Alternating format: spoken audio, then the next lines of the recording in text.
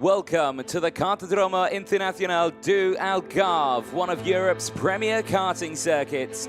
Situated in the stunning region of southern Portugal and located just a short drive from the picturesque town of Portimão, the Algarve region is famous for its golden beaches, dramatic cliffs and rich cultural heritage.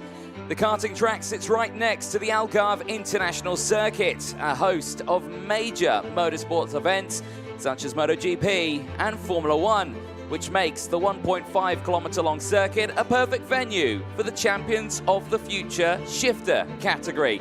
17 thrilling corners ahead of the drivers in the second half of the day. We've already seen a multitude of races this morning. Going into it now, we will see KZ going out for their third and final qualifying heat of the weekend before they head into their two heats and finals tomorrow. Plenty of action, though, is ahead of us, and there on your screen, Senna van Wallstein, who starts this one a little further down in the order, has not had the results he's wanted so far this weekend, starting at P22 on the 11th row of the grid. Certainly has had the work cut out against him here after he had that spin earlier on in the weekend, but the rest of the field have certainly delivered, with drivers having brilliant results still. And for Jeremy Iglesias, his results have certainly come his way as he starts this one on pole position and will have the multiple European champion Pedro Hilbrand starting alongside him. But we caught up with this man on your screen, Senna van Wallstein, before the weekend even started. Here's what he had to say. Well, obviously it's a good event. I think it's a good preparation for the World Champs. At least it's the first time for me on Portimão with KZ. So yeah, I think we're going to have a good week. It's always been one of the tracks I really wanted to drive with KZ, especially because it's such a high-speed track. But as well, I've been there many times with Rotax or whatever, and so I always want to come down here with KZ, so I'm happy we are here now. Well, I do think it's going to be quite difficult to overtake here, especially because it's not really a high-grip track. So we're all more on the limit now, and it's quite narrow. But in the end of the day, I think the track is amazing, so we should make it happen. Yeah, so we just need to grow some more balls and then go for the gap. Well, obviously, I don't think there's just one person that is going to be my main competitor. I think everyone is fast. Yeah, and for sure it's going to be the guys that were up in front from the last couple of races down. But I think it's a big gamble, so we will find out in the end of the week.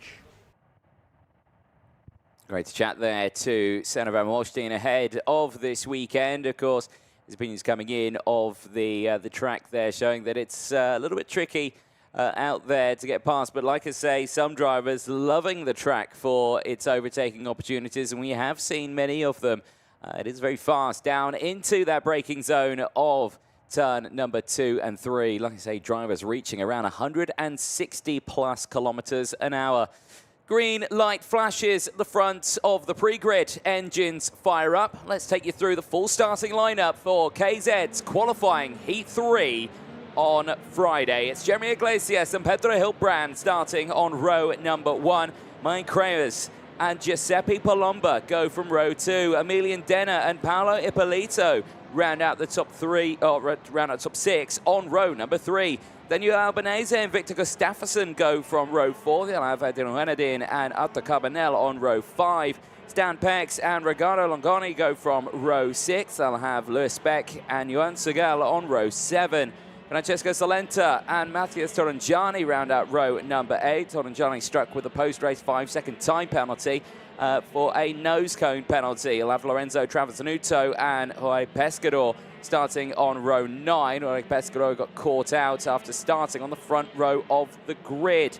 Jan Koivu and Matteo Vagano ran out the top 20 on row 10. They'll have Lorenzo Camplese and Senna van Wallstein on row 11. David Trefilov and Jay Irwin round out the 24 runners in this race. We just saw a driver struggling to get away at the start of that race. His car stalling, and in fact, I'm looking at the commentary box here, stalling again. There's a look at race control. Head of race control, Joanna Falcao, joined by Mikael Redin in the camera box there. 40 cameras at their disposal around the entirety of the 1.5-kilometer long circuit, keeping an eye on absolutely everything, and I suspect they are watching what is happening with one of the drivers out on circuit, who I believe to be Jan Koivu, unfortunately, the Finnish driver, who I think is out of this race. He is not clocked up at all on my screen. And yeah, I think he is broken and retired from the race already. We go live on board with Emilian Denner, who starts this one on the third row of the grid in P5. The 425 going to give us a prime angle of the start of this race. Last drivers just getting themselves formed up and ready to go. We wait for the green flag at the back, which we now get. So 23 angry KZ karts are about to get ready to go racing. We wait for the lights procedure to start, and for the last time today, for the senior KZ category, it is lights out and we are racing in KZ4 qualifying heat 3. It's a brilliant start from Iglesias at the beginning of that one. Down the inside, you can see Mike Kramer's trying to capitalize, but he gets swamped by the pack and he's gone down to about P6 now. Everyone else getting through. The Sodi kart gets through as well. I think that might be Giuseppe Palomba, who's had a brilliant start and is up into second place. Emilian Denner as well, I think he's there. Also, he's slotted into P4. Everyone's got away well. Pedro Hilbrand holding on to second place.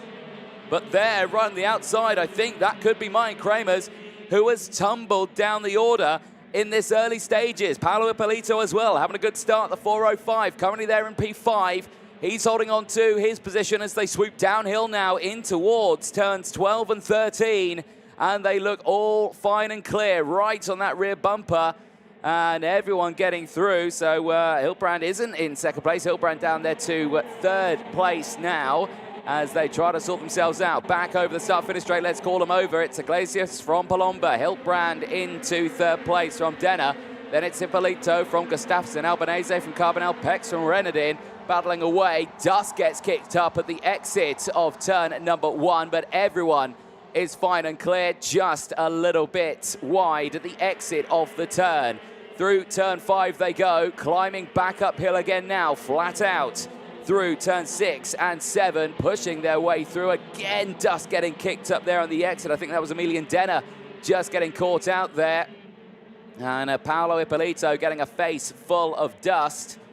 The exit of turn number, into the entry of turn number 8. On board with Emilian Denner. You can catch him here right behind Pedro Hilbrand.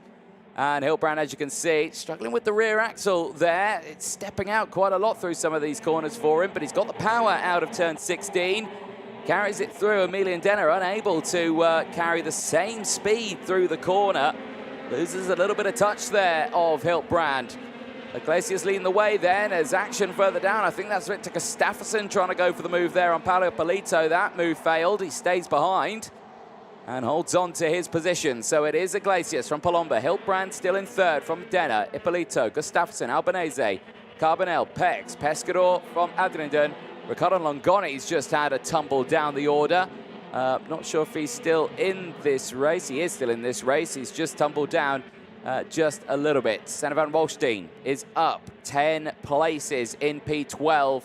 He has certainly flicked a switch in this race, pushing himself forward right now.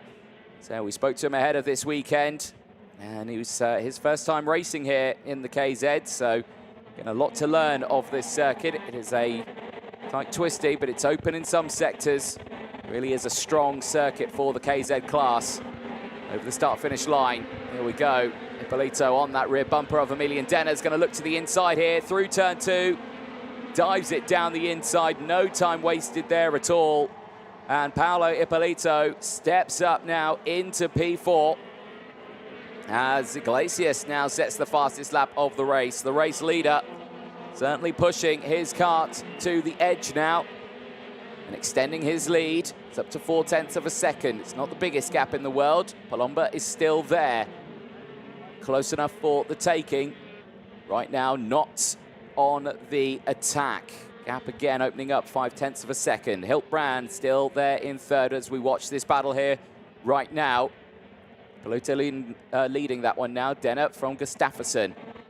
Here is a replay at the start of that race, and Pedro Hilbrand right to the edge there of turn number 7 on the exit into the braking zone. That is a risky one because that's right onto the braking zone of turn 8. You do have to be so careful there as back there. with Iglesias at the front of this field. Palomba not dropping off the back, and neither is Hiltbrand. All three of these still very close. Van Wallstein again with the fastest lap of the race. He's now inside the top 10, up 12 places. He's looking to close in on this lead group right now. Sideways there for Arthur Carbonell. He's getting a little bit sideways out of turn number 9. Getting that power down the hill in towards 11, 12 and 13 as down the inside. Van Wallstein getting a new move. That's on Stan Pex, and now gets up into P9 here. And Wallstein, of course, having retirements earlier on, spinning on the opening lap at turn 1 after a bit of contact. Put him on the back foot. Big send down the inside there. That's Emilian Denner fighting back, I believe, on Paolo Ippolito. So again, moves happening thick and fast everywhere here. We'll keep a close eye on this battle because every overtake allows the top runners to break away. Still Iglesias leads. The gap still 4/10 of a second. Palomba not able to close that up just yet. Hiltbrand as well, just another 4/10 behind Palomba. The top 3 close. Ippolito is still fine. Denner from Gustafsson. Carbonell, Van Wallstein. It was actually Van Wallstein getting past Albanese. He's up to P8 now, so he's really pushing through the field now. It's Senna Van Wallstein. He's lucky that he's got this group so closed up at the moment. He's able to pick them off one by one. You can see he has got the likes of Arthur Carbonell just ahead of him. Next driver on his cards. Can he get it done as they go through turn number 1? Again, drivers reaching 160 kilometers an hour into this point of the track, into the braking zone. There of 2 and 3, so quick in the direction changes and down the inside, trying to bite off a little bit more than he can chew there from the CBP driver. I think that is Van Wallstein. Tried to gain just one extra spot there, and the door very firmly closed for Van Wallstein. Carbonell not letting him get past. And now it puts him back under pressure from Daniele Albanese, who is trying to close back in right now. At this moment, back up the hill, not able to close that gap despite that move. So that's the first warning there for Van Wallstein. Yes, you've made it up to P8. These drivers here are saying you're not going to gain any more from us. Oh, right to the edge of the track there for Van Wallstein. All the way to the edge of more, and again trying to go for the move here. A little further back though in the field. This one here, I think the 4-1-6 still battling away. This is Pescador on Pex. Jorge Pescador again, another driver who had a great result earlier on today. There's another driver who's trying to gain positions. He's up 6, currently in P12. He started Heat 2 on the front row of the grid after he'd gained 14 places in the first heat in the wet conditions yesterday. He's pushing back strong on this one, currently now P11. Looking to get inside that top 10 as well. We'll keep a close eye on that one. Van Wallstein again all over that rear bumper of Arthur Carbonell. Gustafsson's got past Denner as well. So been changes here, keeping an eye on this one. Down the inside this time around. Van Wallstein gets it done through past Carbonell, and he moves up into P7. Van Wallstein again ticks another one off the lift. Back to the front runners, and Jeremy Iglesias looking confident now, looking like he could claim a second qualifying heat win here. And he tries to break away now, the gap 0.8 of a second, but here Pedro Hiltbrand and Giuseppe Palomba still line astern. No room given between these two right now as Hiltbrand tries to break away from Palomba. But Palomba's speed there and racing line out of the final couple of corners just means that he can keep in touch there with Hiltbrand as we go on to the final lap of this race. Paolo Ippolito's done a brilliant job of trying to close back in.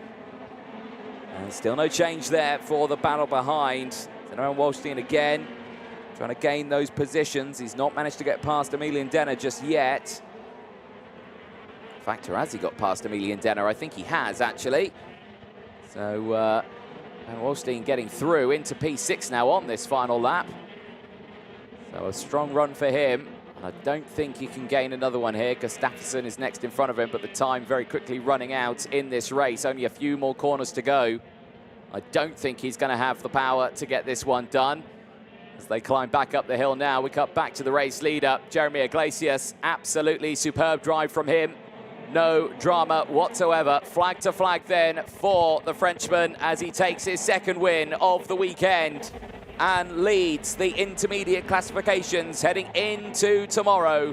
It is Jeremy Iglesias who takes the win ahead of the rest. Pedro Hilbrand finishing in second place. Giuseppe Palomba finishing in third from Paolo Ippolito. Victor Gustafsson from Senna van Wallstein. Emilian Denner from Alta Carbonell. Danilo Albanese from Stan Pex. Jorge Pescador from Mine Kramers. Lorenzo Travasanuto finishes in 13th place ahead of Edwin Renardin. Lorenzo Camplese from Riccardo Lagoni. Matteo Vigano from Francisco Salenta. Lewis Speck from Johan Segel. Tess Torregiani finishing in 21st place from Jay Owens, 22nd. The retirements, unfortunately, David Treveloff, another retirement for David Treveloff, not been the weekend for the German driver. And Jan Koivu, unfortunately, retiring before the race even started on that outlap. There's a look at the full results there on your screens that we have just gone over. But a brilliant end for Jeremy Iglesias in his day. He puts himself on pole position for tomorrow. Can have a nice rest now this evening and get ready for what is set to be a very busy day tomorrow. So there's the rest of the results there. Unfortunately, yeah, David Treveloff at the back of that one. 5 laps down at the end of that, retiring from the race. The German driver just been struck with so many bad results. It's been such a shame for him. But for this driver here, Jeremy Iglesias, has been delighted with the results there and can now stay focused, calm and ready for what is set to be a very busy day tomorrow. For the rest of the field, though, Pedro Hilbrand secures second overall in the intermediate classifications from the likes of Maren Kramers and Giuseppe Palomba rounding out the top 4. We're going to leave you with some of the highlights as we head down ready to interview our pole sitter for tomorrow.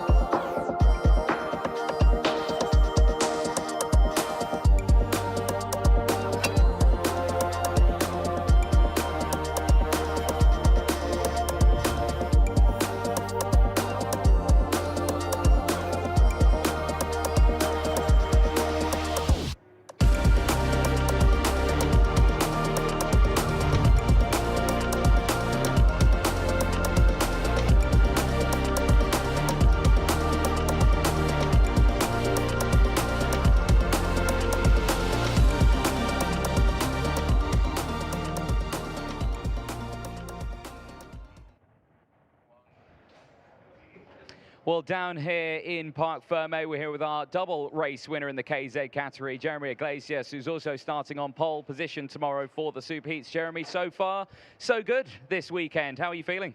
Yeah, I feel really good. We came here to test a different thing for the World Championship, to be honest, to prepare the big race of the year. I'm really confident because we are fast in all the conditions. Yesterday in rain condition we were really good, and today the plan was to try everything and make the best possible to understand what is happening with this tire and this condition. Looks strong. Hopefully it's going to be the same way tomorrow. Yeah. Anything you want to change with anything over the course of tonight? You know, you're saying it's perfect, but there's always improvements that can be made. Are you thinking there's anything out there at all? Yes, of course. Okay, I won 2 hits today, but I'm quite happy. But I think we can improve a lot. So we will work with the team tonight and maybe make a different solution for tomorrow. And we have 15 minutes of warm-up, super heat to build the best possible for the final.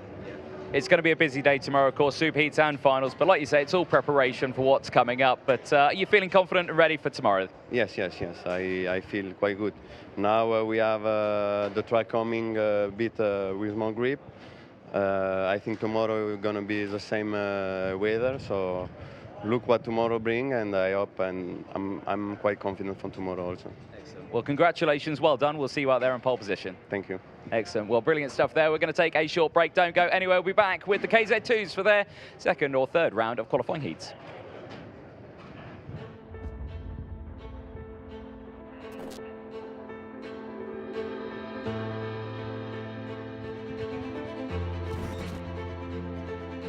Racing Spirit was born out of the need to create a clothing line that could embody the passion and the experience that OMP gathered and cultivated working alongside the most successful racing teams of the last 50 years.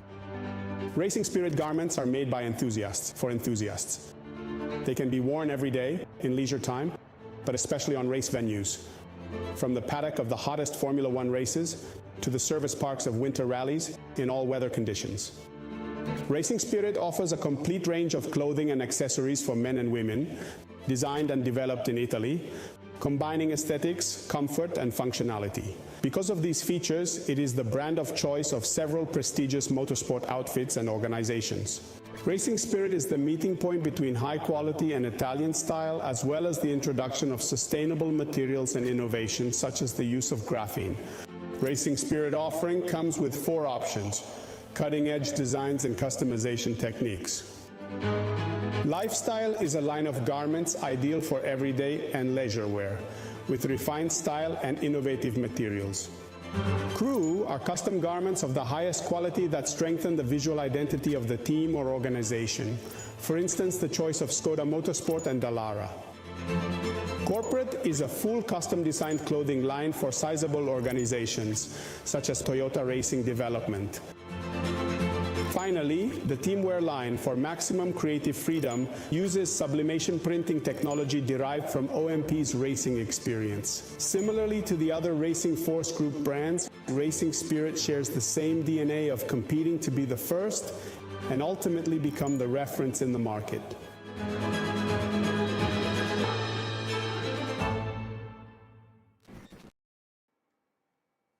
Welcome back, ladies and gentlemen, to the champions of the future shifters here in Portimão.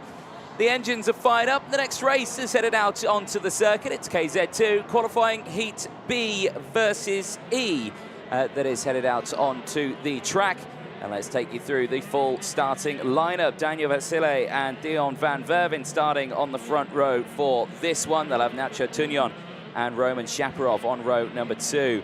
Timo Jungling and Marcus Kayak on row 3. They'll have Anatoly Kavalkin and Zavria Avramides on row 4.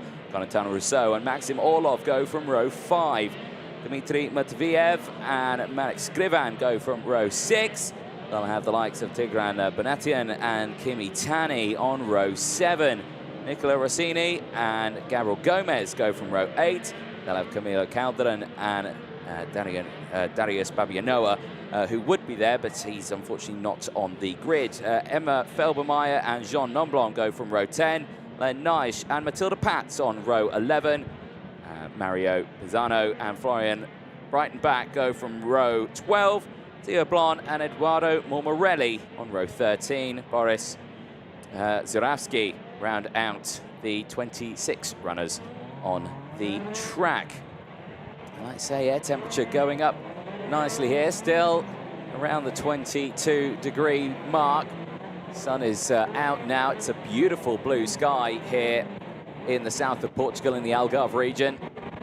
You can see as far as the eye can see. And a beautiful view from around the circuit here, the mountains in the backdrop there. You can see again the hard-working marshals who have been working super hard over this weekend. Let's see what happens in this race. Drivers line themselves at the front here. Daniel Vasile on the front of this grid. He has got the likes of Dion van Verven starting alongside them. Van Verven and Vasile second and third in the points. They're battling amongst themselves to see who can beat Artem Sevrukin, who at this moment leads the intermediate classifications with 3 wins out of 3. Let's see what happens at the start of this race. 3 lights on, 4 lights on, and they go out, and we are racing. It's a brilliant start from the front row, but let's see who gets the whole shot into turn 1, and it's Daniel Vasile who gets the whole shot down in towards turn number 2, and he holds on to his race lead. But for how much longer? The Maranello card has come through. That is Marcus Kayak, who has absolutely nailed the start of this one. Marcus Kayak, who started P6, is up into second place at the start of this race. A brilliant getaway for him as he tries to hold on to that position. Can he close in to Daniel Vasile at the front of this field? We'll have to wait and see. But at the halfway round this first opening lap, everyone has got away well by the looks of it as they try now to really push themselves through the order here. Let's see what happens as this race is far from over in this sector. Only just starting then, and the field making their way up through turns 16 and 17. Looks like Dion van Verven not losing out on too much here, only down to third place. Chaparov up to P4 from Rousseau. Avramedes there in P6. Nacho Tunion from Maxim Orlov. Gabriel Gomez has had a good start on this one. 7 places gained for Gabriel Gomez. This is more like what we see from him. He's pushing himself forward right now. Florian Breitenbach and Theo Blanc battling away. They've gained good places as well. 19th and 20th for them from further back in the field. But Daniel Vasile looking comfortable right now, and now provisionally takes the lead of the intermediate classifications. 191 points from Dion van Verven's 185. Puts himself ahead, but Marcus Kayak, second place here, bumps him up to third in the points, 156. So he's in a strong spot here as well. Dion van Verven under investigation. And at this point of the race, one would suggest, is that for a start infringement, i.e., was there a jump start for the driver who started on the front row of the grid? We'll have to see if we can catch a replay back of that one. It might be a bit difficult to see the lights as when they go out, though. There, though, Marcus Kayak, fastest driver on circuit, is closing in on Daniel Vasile, and that gap is down to less than 0.3 of a second now. It's closing out to, so very close run between these two. Dion van Verven waiting to pick up the pieces then. If that investigation accumulates to nothing, he'll be fine. And he might be in a position to claim a win here if he can get close enough, if these two start battling. Kaprov still there in P4. Anyone else making moves on that last lap? Emma Felbermeyer getting the moves done. She's got up into 17th place now, up 2 places.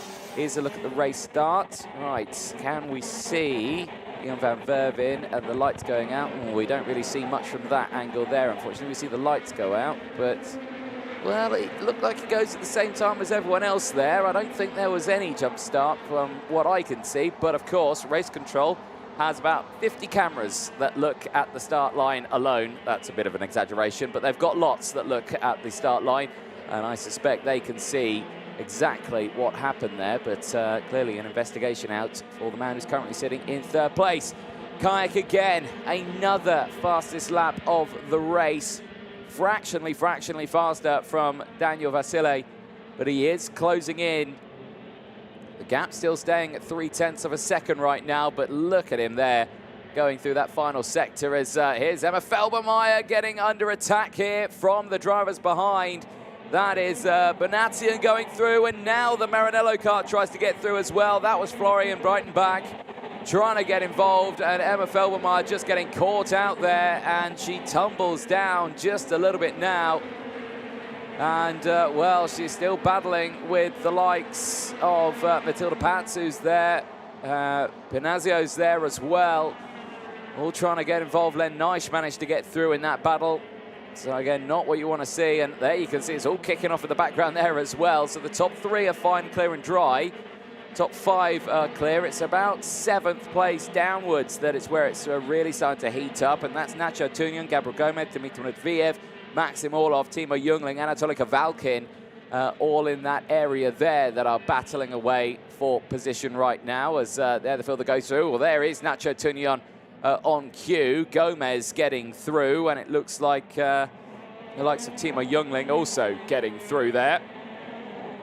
So both of them capitalising there and getting past the Spaniard, who seems to be now tumbling down the order. Once again, Marcus Kayak looking strong here, but it's Dion van Verven now with the fastest lap of the race, as out of the race goes 2 karts, and that looks to be Mario Pisano and Matilda Pats, unfortunately, out of the race and going no further, and that is a huge shame. That is on the exit of turn number 8 and 9, and both of them in the barriers there, and that is a huge shame. We cut back to this one here, though, and the race lead is far from settled here because Kayak is just slowly eked away that lead from Daniel Vasile.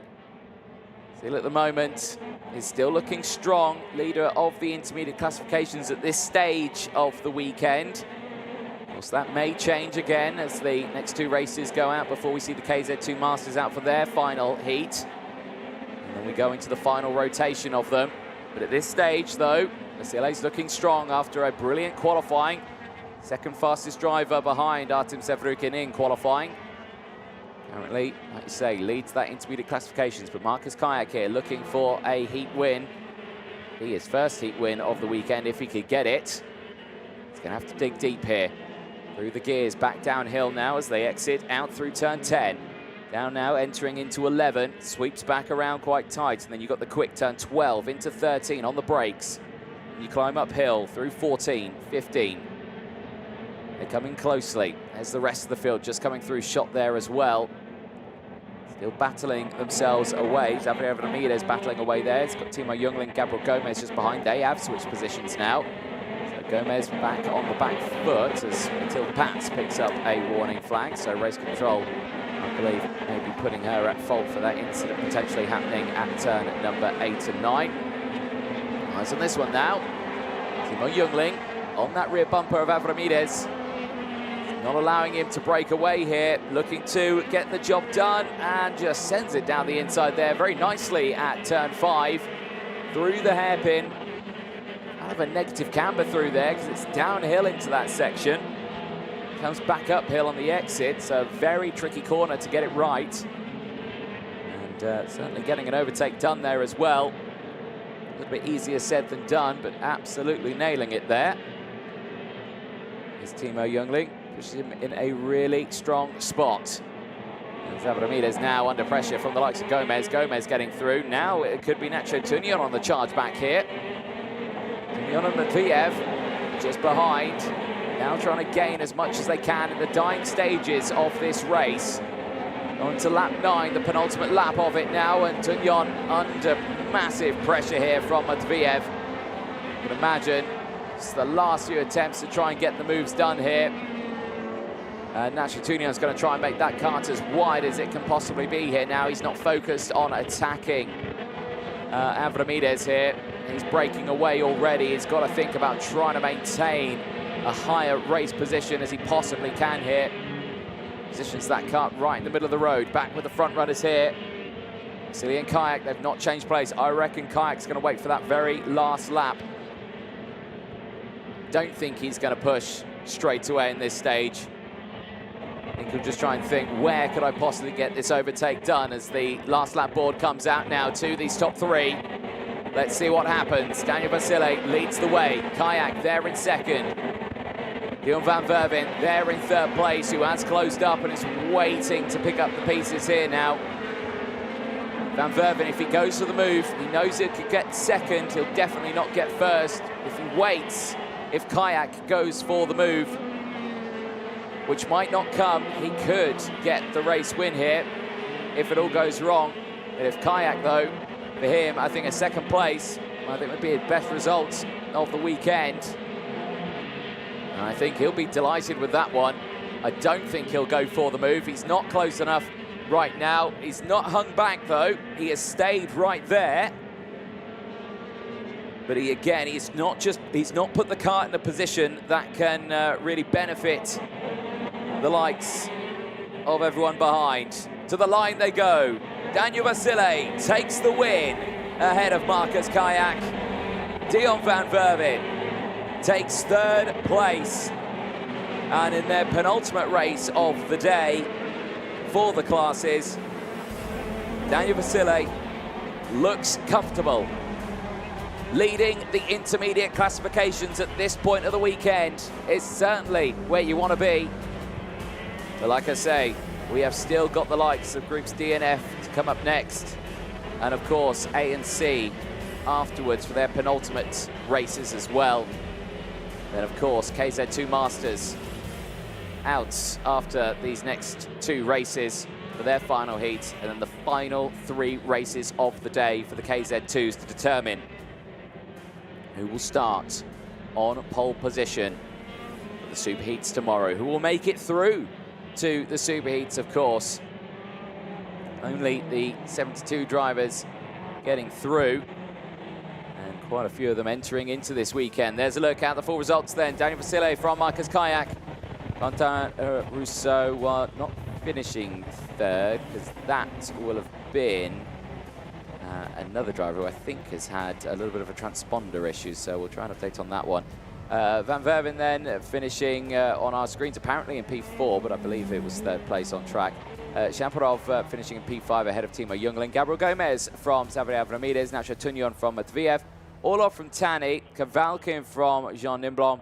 And it is Tigran Bonatian from Marek Skrivan. Len Naish from Tia Blanc. Nicola Rossini from Emma Felbermeyer. Boris Zoravsky finishing in 21st place ahead of Camilo Calderon. Florian Breitenbach from Eduardo Mormorelli rounds out the 24 finishers. Mario Panazio, Matilda Pats finishing at the back of the field, 25th and 26th place. Unfortunately, both of them retiring.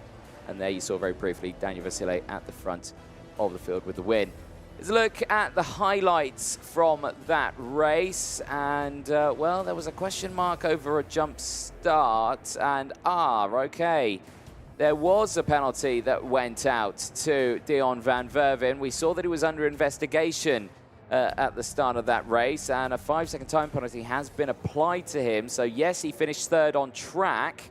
But that 5-second time penalty puts him down to P4. So, Quentin Rousseau effectively does finish that race third place.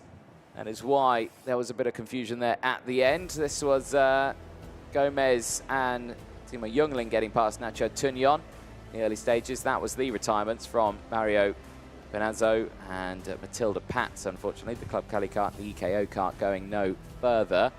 And there you can see, well, a conversation happening between one of the drivers, Benazzo, and the marshals.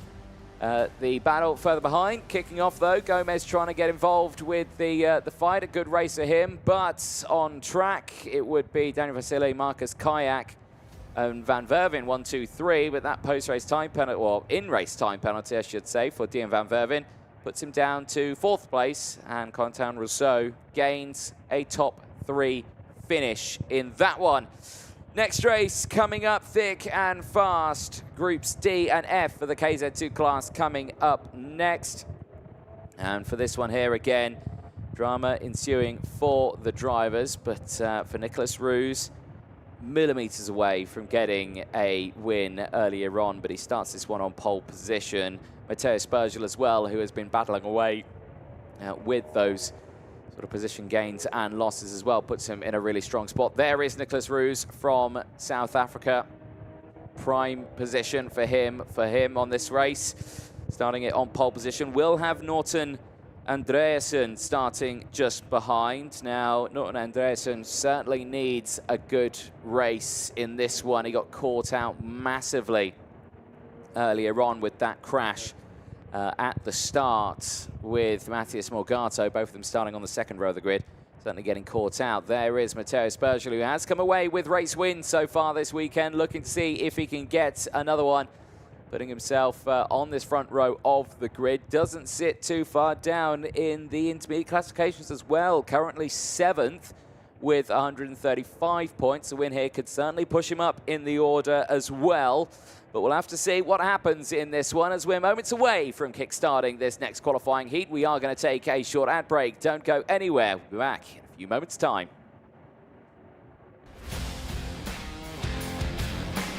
It makes life a lot easier out the track, so you don't have to worry about school and on-track performance and grades and all that sort of stuff. The school understands exactly what I'm doing. They understand, how important it is for me, and the schedule that they, created for me is really well balanced, and I really enjoy it.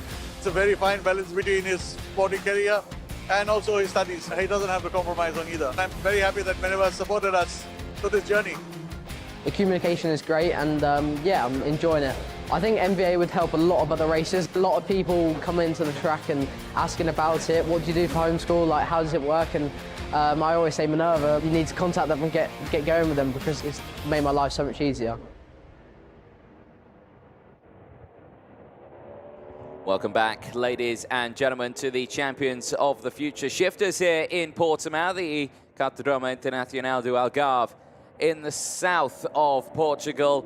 We're get moments away from kick-starting the qualifying heat D and F. You can probably hear in the background there from the camera shots some of the motorbikes heading around the main international circuit here, which has hosted a multitude of events in the past, including MotoGP and Formula One. There's a look at the rest of today.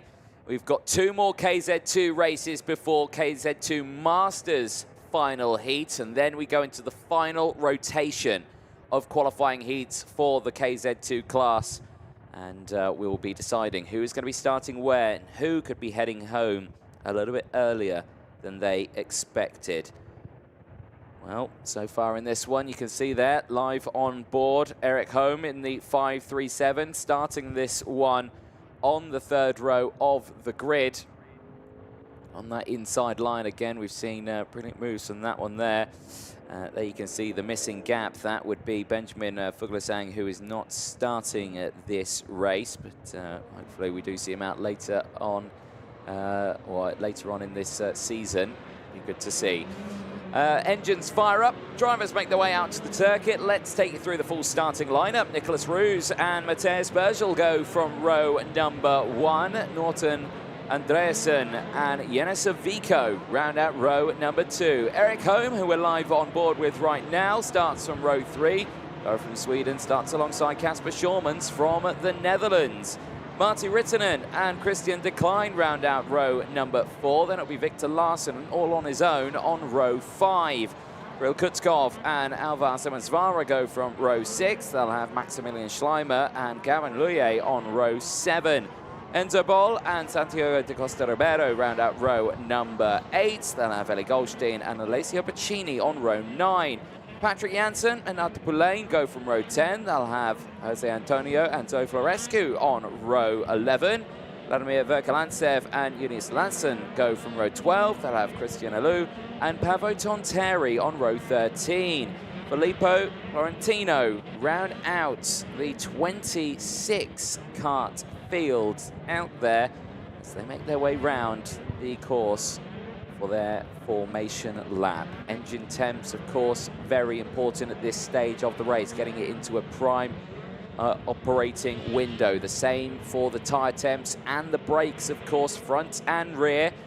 What's the main difference between the KZ's categories and, of course, the direct drive categories? You've got the front brakes, you've got more powerful engine in terms of output, the gears, of course, and the front brakes, and a whole lot more as well out there that make these karts some of the fastest short-circuit kart racing in the world in the modern age of karting. These drivers reaching 100 miles an hour into the braking zone at turn number 2. Translates to 160 plus kilometers an hour, 1 inch off the ground. Absolutely superb to see. You can see how much it takes to try and get temperature in those rear tires. Eric Holm live on board there, showcasing what it takes to do that. Imagine now, though, as they lined up ready to get this race underway, those temperatures slowly starting to decrease here as air temperature holds off nicely at 22 degrees. Sun is shining. It is a beautiful day here in the south of Portugal, here at the Portimão circuit in the Algarve region, as the green flag waves at the back. It's KZ2 qualifying heat D versus F, and we are ready to rock and roll here in the south of Portugal.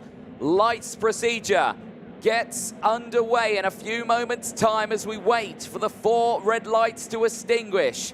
There they are on your screen. 4 red lights. Lights are out and we are racing. It's a brilliant start from the whole field, but the front row gets away well, and Nicholas Roos holds on to the start of that race. There's dust getting kicked off and there's karts wildly off the circuit, and I think one of them has got a throttle stuck open. The speed carried there was astronomical, and it was the 310. That is Kirill Kutskov there, who had a very dramatic moment. His foot was pinned on the throttle at the start of that one as he speared off the circuit. Amazingly, he's still in this race, but he's right at the back of the field. Incredible start then for the rest, but for Nicholas Roos, holds on to it well. Matteo Spurgel, I think, has lost out on 2nd place. He's lost out on 3rd place as well. He has, because that looks to me like the fact that Yanisavika may have gained good positions there. Is that Eric Holm, who's gained good positions as well? You can see the Maranello kart that's pushed himself up. That's Christian Decline. Had a brilliant start to this race. Well, they cross the line. It's Roos who leads the way. Matteo Spurgel's gone down to P6. It's Norton Andreasen who's in 2nd place, but not for much longer. Decline goes down the inside and gets up into 2nd place. Yanisaviko trying to get involved as well in that battle. Can't do so. So Norton Andreasen holding on then to 3rd place. Jormans is there as well. Matteo Spurgel trying to fight back. Enzo Bull still there. Alvacimas has had a good start. Arthur Prulain has had a brilliant start. 10 places gained on that opening lap, and he's inside the top 10 now. Arthur Prulain, sorry, who started this race, P20, now inside that top 10. Casper Schormans is under investigation. Now, he started on the 3rd row of the grid in P6, possibly a jump start. However, we'll have to see what happens. Bill Kutskov, though, certainly didn't have the start he wanted in that one. A very dramatic getaway. I don't know if he got caught out by another driver. That could be the reason why Casper Schormans is under investigation. There were only a couple of rows between them. So by the time they get to turn 1, that could have possibly been the reason why. Of course, that is pure speculation at this point of the race. Race leader, Nicholas Roos, and looking very comfortable right now as Decline sets the fastest lap of the race. He's 1.1 seconds further down the road. Now, Filippo Florentino as well is under investigation. Now, he started this one right at the back of the field. So again, that could be another possible jump start or something else. We're not too sure. Here's a look at the start of that race. Well, initially, decent getaway. Now, what happened to Kirill Kutskov? Now, I think he's in the middle of the pack there. Now, I think he gets caught out by a teammate, or it's a Maranello that catches him. And you can see there, keeps his foot absolutely pinned in there, and he just accelerates off to the left-hand side, rejoins the circuit, kicks a ton of debris onto the track. This is the view from Eric Holmes' position on the start of that race, down through, and you can see drivers going right round the outside there, trying to carry the speed. And you can see there, everyone getting through. It was Martti Rittonen trying to gain positions on that one. Back on board with Eric Holmes for the Modena team on the Paralin chassis. Pushing his way through at the moment, looking comfortable right now, but Eric Holmes definitely down positions. He's got Alessio Piccini just ahead of him there on the 567. But he is down now to P12. Piccini up 7 positions. Pullein still there with the 10 positions just ahead of him. Eyes on this battle here as they go through. You can see the SP Motorsport car at the back there. Enzo Bull, that's Alvar Simonsvara ahead. Matteo Spurgel, sorry, now just ahead as Simonsvara's got through. Andreasen, Schorman's there as well. As it's all still kicking off here, as all under pressure there. That's not what you want to see at all. How close there, Andreasen. Nearly getting pit maneuvered there by Alvar Simonsvara trying to get past. But amazingly, both of them just leaving each other enough racing room. And the racing continuing now. And you can see Andreasen, who was fighting right at the sharp end earlier on in this race, now on lap 5. Just tumbled down just a little bit now. Decline still in second place. Gap is down to 9/10 of a second between himself and Roos. Savico still in third place from Schormans. Back on board here with Eric Holm. Still running around at the moment in P12. You can see Piccini, Rittonen, Pullein still in front. Pullein now up to 9th place in this race. He's gained several positions in this. Another big mover, Paavo Tonteri. We've been talking about him a lot. 9 positions gained for the driver from Finland. Now up into 17th place. He's had a brilliant day of trying to reclaim what happened after a bad qualifying. And he's put himself right at the sharp end here. He's had great results. No more noticeably so than his first qualifying heat, where he gained several positions, got up into 3rd place. 20 positions he gained in one of his races earlier on this weekend in the rain.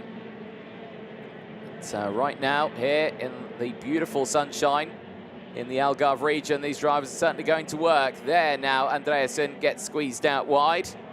And through goes the likes of Enzo Bull, Matteo Spurgel getting through now. Norton Andreasen down to about 8th place now. After Pullein next on the cars to try and get through as they go side by side in towards turn number 1. And through will go the likes of Artur Pullein, who will get through past Norton Andreasen with a fabulous move there through turn number 1. And Andreasen really on the back foot here now, trying to claim anything he can back in this race.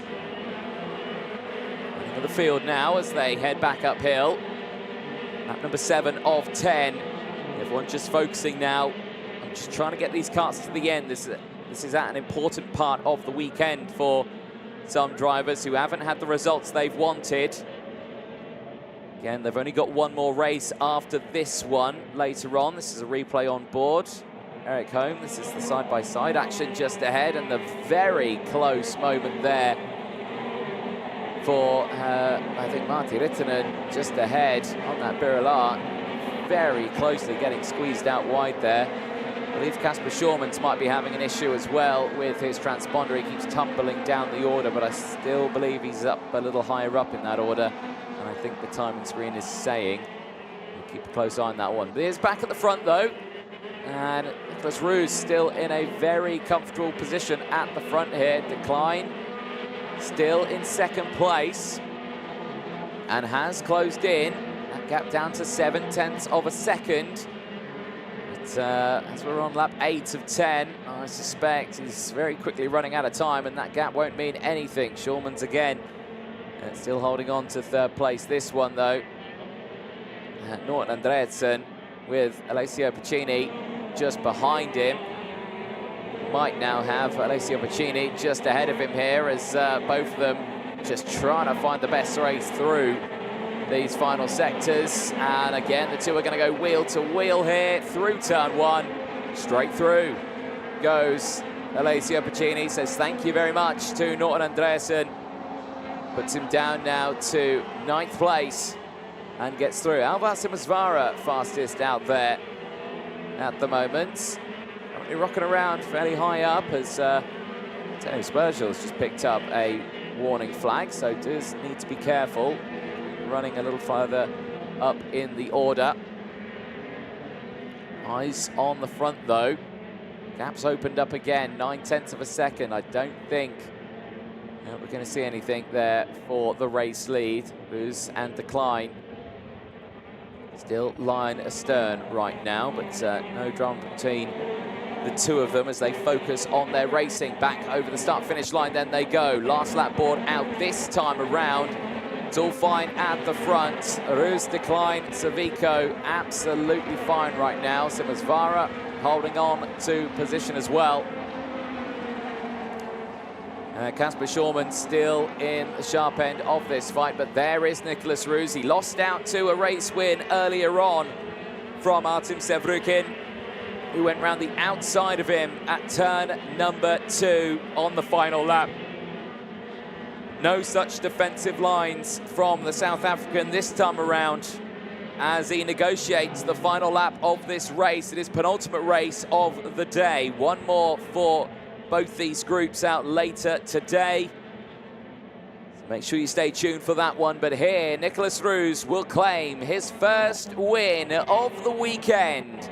Out of turn 17, checker flag is out for the South African, claiming that first win of the weekend. He finishes ahead of Christian Decline and Jene Savico.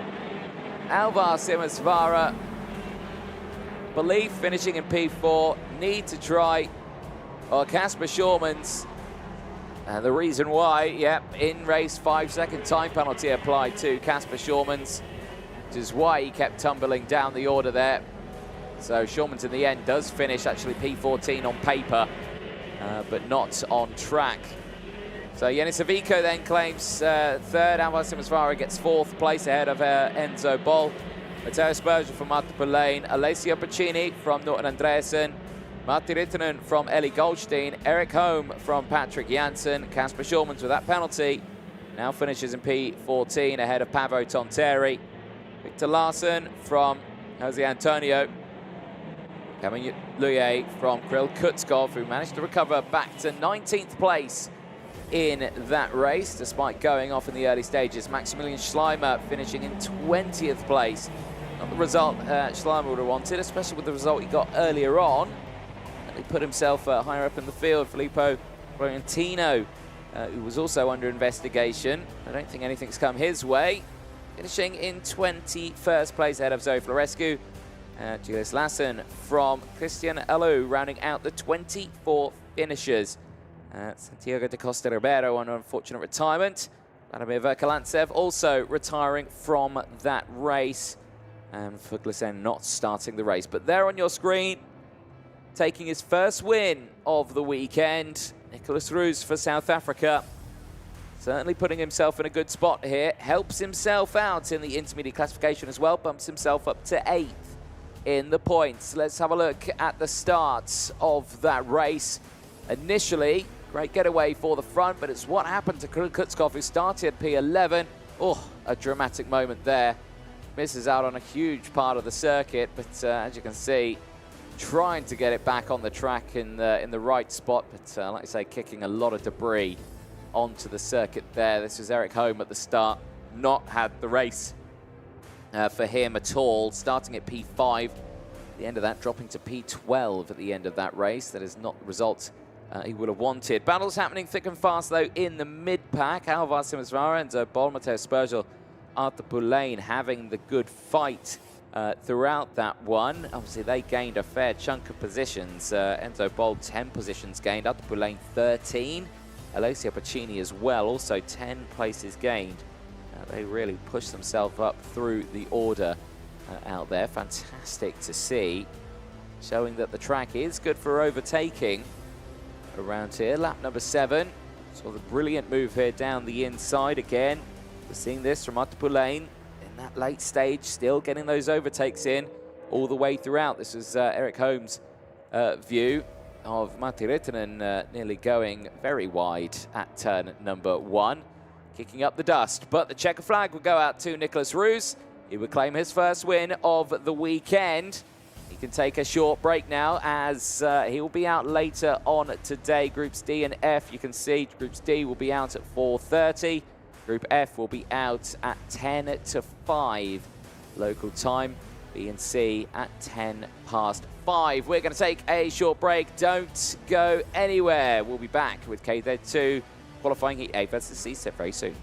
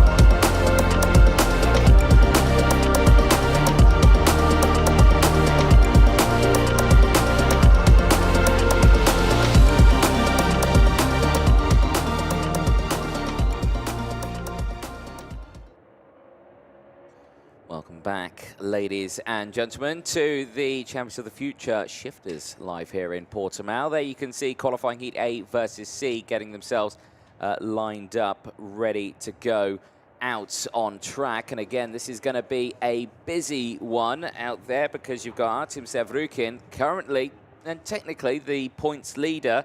3 qualifying Heat wins out of 3. Is starting this one right at the front of the field, but we'll have to see how he gets on because again he's got his work cut out ahead of him here. He's got Jean Louillet starting alongside him here, fellow teammate with the Birilat team. In fact, I think it's Birilat's all the way around him. He's got Matis Morgato, who's on a Birilat chassis with the Charles Leclerc team. But then he has also got Christian Batuka, who has gained good results throughout today. We'll keep a very close eye on him because, again, he has, well, put himself in a really strong position as well. He's quite high up in the points. But, what can he do in this race? We might see them really jump up the order right now because, again, they've only got 150 or so points to their name. Sevrukin still sitting 5th in the points. Another win here, bump him straight up to the top. 200 points to his name, if of course he can carry that speed. He got caught out at the start of the race earlier on where Nicholas Roos got the jump on him to claim the win back after that move on the outside. Yellow light flashing at the start of the grid. We are moments away from getting this race started. There you can see, again, some of the hard-working marshals that have been out there all day in the sunshine, looking after our drivers this weekend. Brilliant to see them working hard over him. We couldn't go racing without the marshalling team. Engines have fired up. Drivers making their way out onto the circuit. Let's take you through that full starting lineup. Artem Sevrukin and Jean Louillet go from row number 1. They'll have Matis Morgato and Christian Batuka on row 2. Artemi Troitsky and Ken Algri go from row 3. They'll have Simon Billman and Igor Nozov on row 4. Joel Valtonen and Fotios Sotiropoulos go from row 5. They'll have Tim Licati and Samuel Louillet on row 6. Karol Pasovic and David Walter go from row 7. They'll have Jakubas Bagdonovicius on row 8, and Simon Reckemarker joining him alongside. Jan-Luca Vutman and Matis Prush goes from row 9. They'll have Alfredino Biapina Luis Alves goes from row 10. They'll have Francisco Paredes and Gianni Andresani on row 11. Jens Rieu and Miguel Costa on row 12. They'll have Emmanuel Mai and Menihat Krosser on row 13. Ruben Cafia and Josip Vey round out the 28 kart field, which again is fully complete. All 28 karts are out there. So a reminder, in the last race of the 4th rotation of qualifying heats, Daniel Vasile leads the points from Dion van Verven, Spurgel from Kayak, Sevrukin from Rousseau, Shaparov and Roos are the top 8. 191 for Vasile, but of course, if Artem Sevrukin can take the win here, it would put him straight back to the top, clear by 8 points. He'd have to fall a little further back in the order here, because even if he matched the results of Daniel Vasile, 191 points, because he out-qualified him, he would still be in the lead of the points standings. We are moments away from finding out what could happen at this point of the weekend. Let's find out as the field gets themselves lined up ready at the front here. Engine tunes starting to rise. As again, temperature holding on, 22 degrees. A small heat haze there off the track. Tarmac probably around the 50-degree mark out there. It's had the sun on it nearly all day. The rubber going down nicely, provided by the Dunlop tyres. Green flag waving at the back.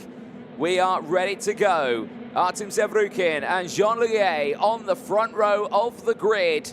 Who will get that hole shot in towards turn number 1? Who will have the reactions and who will bog off the line? Let's find out. Lights go out and they get away well, and they nearly go 3 wide, and it's a great start from Jean Louis. He gets the whole shot, he gets the run down in towards turn number 2 as he leads the way now between himself, Sevrukin and Christian Batuka as they go 1, 2, 3 for the Pirilat team. The Charles Leclerc team of Matías Morgado holds on to 4th place this time around. It's a much better start for him, but it's not a better start for 2 other drivers as they've gone off at turn number 3, and that looks to be like Josip Vey as one of them, and there's a Tony kart there as well. I think that's Alfredino Ibiapina also off the track, as both of them off the track. No more clocking up from them, and they're off at turn number 3. A huge shame for them, and they will go no further. They were fairly separated in that race, so goodness knows how they made contact with each other.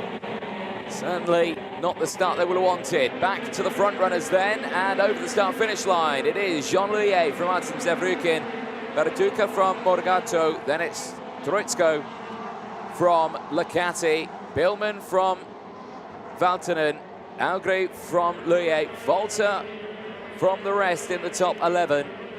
But right now we'll focus on this one. Donule leading the way. Sevrukin though trying to pile on the pressure. Look how close this is now between this top 4. You couldn't do anything between these drivers right now. Louis still leading it. Sevrukin from Batuka, Morgado in that top 4. And, well, Christian Batuka looking like he wanted to be the first to make the move there on Sevrukin. And he drops him and holds on to 3rd place. Drops back a little bit here now. Artem Sevrukin on that rear bumper of Jean Louis as they try to break away now. And they go wheel to wheel, and a change for the lead. Through goes Artem Sevrukin. But is that too early in the session? Can he break away at this point? Or will he be under pressure for the rest of this race? Well, I think the answer to that is yes, because, well, they've held on to position, but Jean Louis is still there in 2nd place. Artemi Troitsky now sets the fastest lap of the race as well. He's currently in P5. He's the next kart behind this battle. But already here, Sevrukin looking much more comfortable in that one as Bertuca tries to go down the inside of Jean Louis. Contact between the 2 of them, and again, now he gets through in the 2nd part. Morgado, though, unable to capitalize on that moment there. And Jean Louillet is on the back foot here. The driver of the 512 down to third place and is under pressure now from Morgado. Is Morgado going to break out of here? No, he's going to stay behind. This is where Morgado went off the track earlier on with Norton Andreasen. Remember that one, lock up under braking. Certainly does not want a repeat of that in this race. So again, he's choosing to stay behind. David Walter, I should say, with the fastest lap of the race. Now 58, pushing his way through now. 58.089, it's incredibly quick time. And we have seen the drivers running in the 57s earlier on today when the tyres were a little bit fresher. The air was a little bit cooler, nicer for the engines. Still a relatively decent air temperature. It's not overly too hot for the drivers here. Almost idyllic racing conditions for them. There's Miguel Costa getting a move. He just got past Agdonovicius, pushing himself up into P18 out on circuit. The rest of the field at the moment, top 10. Severikin Bertuka from Morgado, Louillet from Troitsky, Ducati from Valtonen, Billman from Walter. And it's Louillet still rounding out the top 10. Samuel Louillet looking for a decent result in this race. Has been struggling with these races and has lost out in a fair few positions earlier on with retirements and incidents. So again, just needs to dig deep in this one to try and gain as much as he can. Gianni Andresani under investigation now. Driver starting a little further back in the order in this one. He started P22. So, won't be liking to see that investigation flag coming out on the screen for him. Lap number 6 now for the field. Severikin is extending that lead now to 1.1 seconds. Now, was that Morgado going for second place on Bertuca? I am not too sure. Yes, it was. Matthias Morgado has got through and has moved up into second place now. Just saw that out the corner of my eye there. And there, Morgado just squeezing his way past now. Now he's got 1.4 seconds between himself and a race win here on lap 6 of 10. So that is doable. See if he can try and close in on this one. So Severikin from Morgado, Bertuca from Louillet, Troitsky from Ducati, Valtonen from Billman, David Walter as tumbling down the order goes 2 karts. There's one in the pit lane, that's Simon Reckenmacher, but Algri and Pazewski, I think, have had a coming together on circuit because they've tumbled down the order.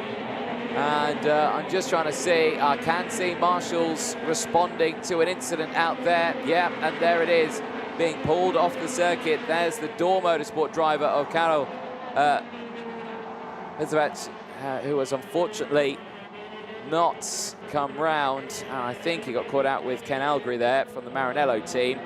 So that brings it up to a fair chunk of retirements now. I think that's 6 retirements. I think Louis Alves as well has had an issue as well there. We just saw him going very slowly, the 560.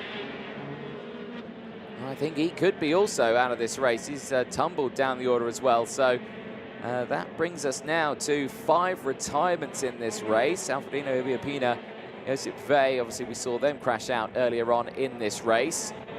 So things now settle down in the sharp end of the field here.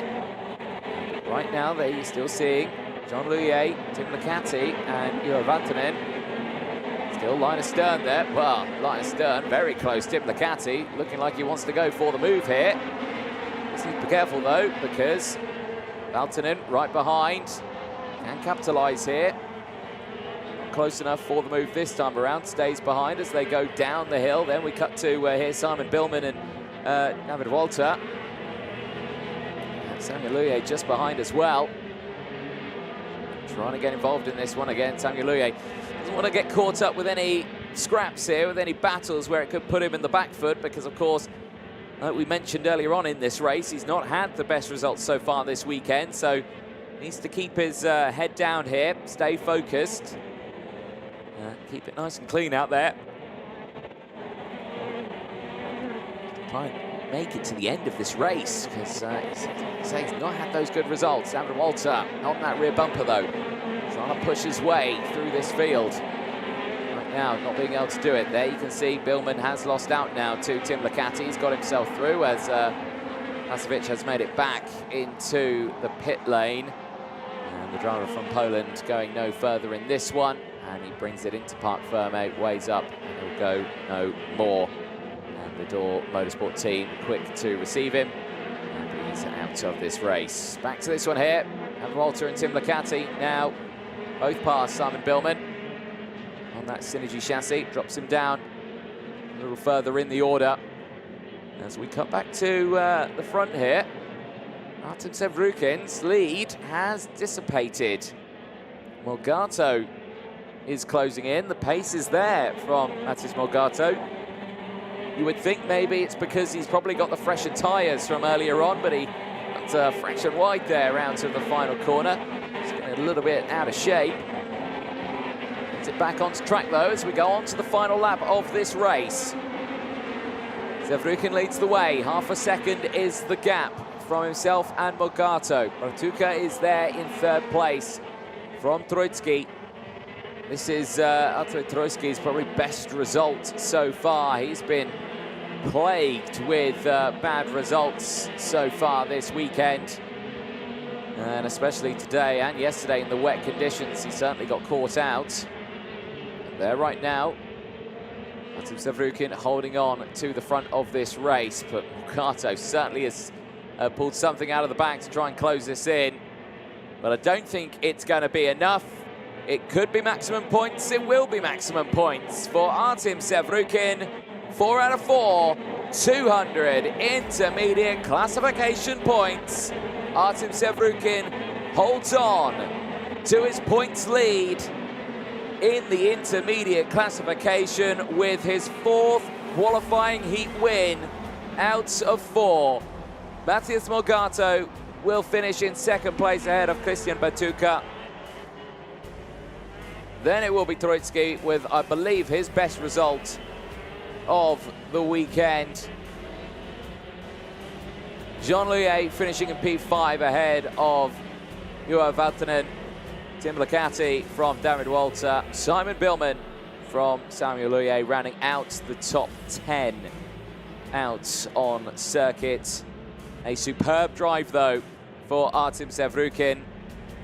Exactly what he needs for his penultimate race of the day.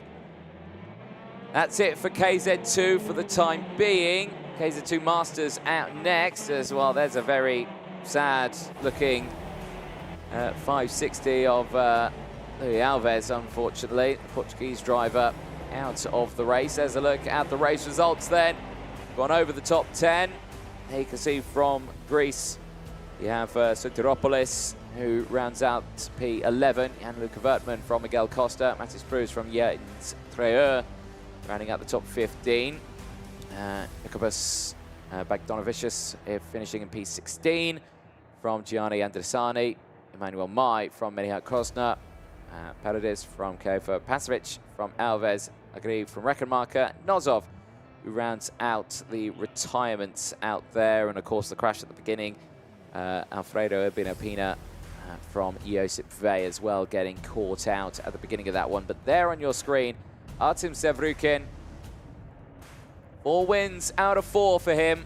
1 to go today to secure that pole position for the Superheats tomorrow. Can he do it? Let's find out how that race unfolded. The highlights and nearly a 3-wide Birol sandwich there at the beginning, but it would be Jean Louis who would get the whole shot down in towards turn number 1 at the start of that one. There was the unfortunate incident between Alfredo Ibiapina and Josip Vey, getting caught out at the beginning of that race. Some drivers getting squeezed out onto the dirty parts of the gravel there on the opening stages, but everyone else having a relatively decent start.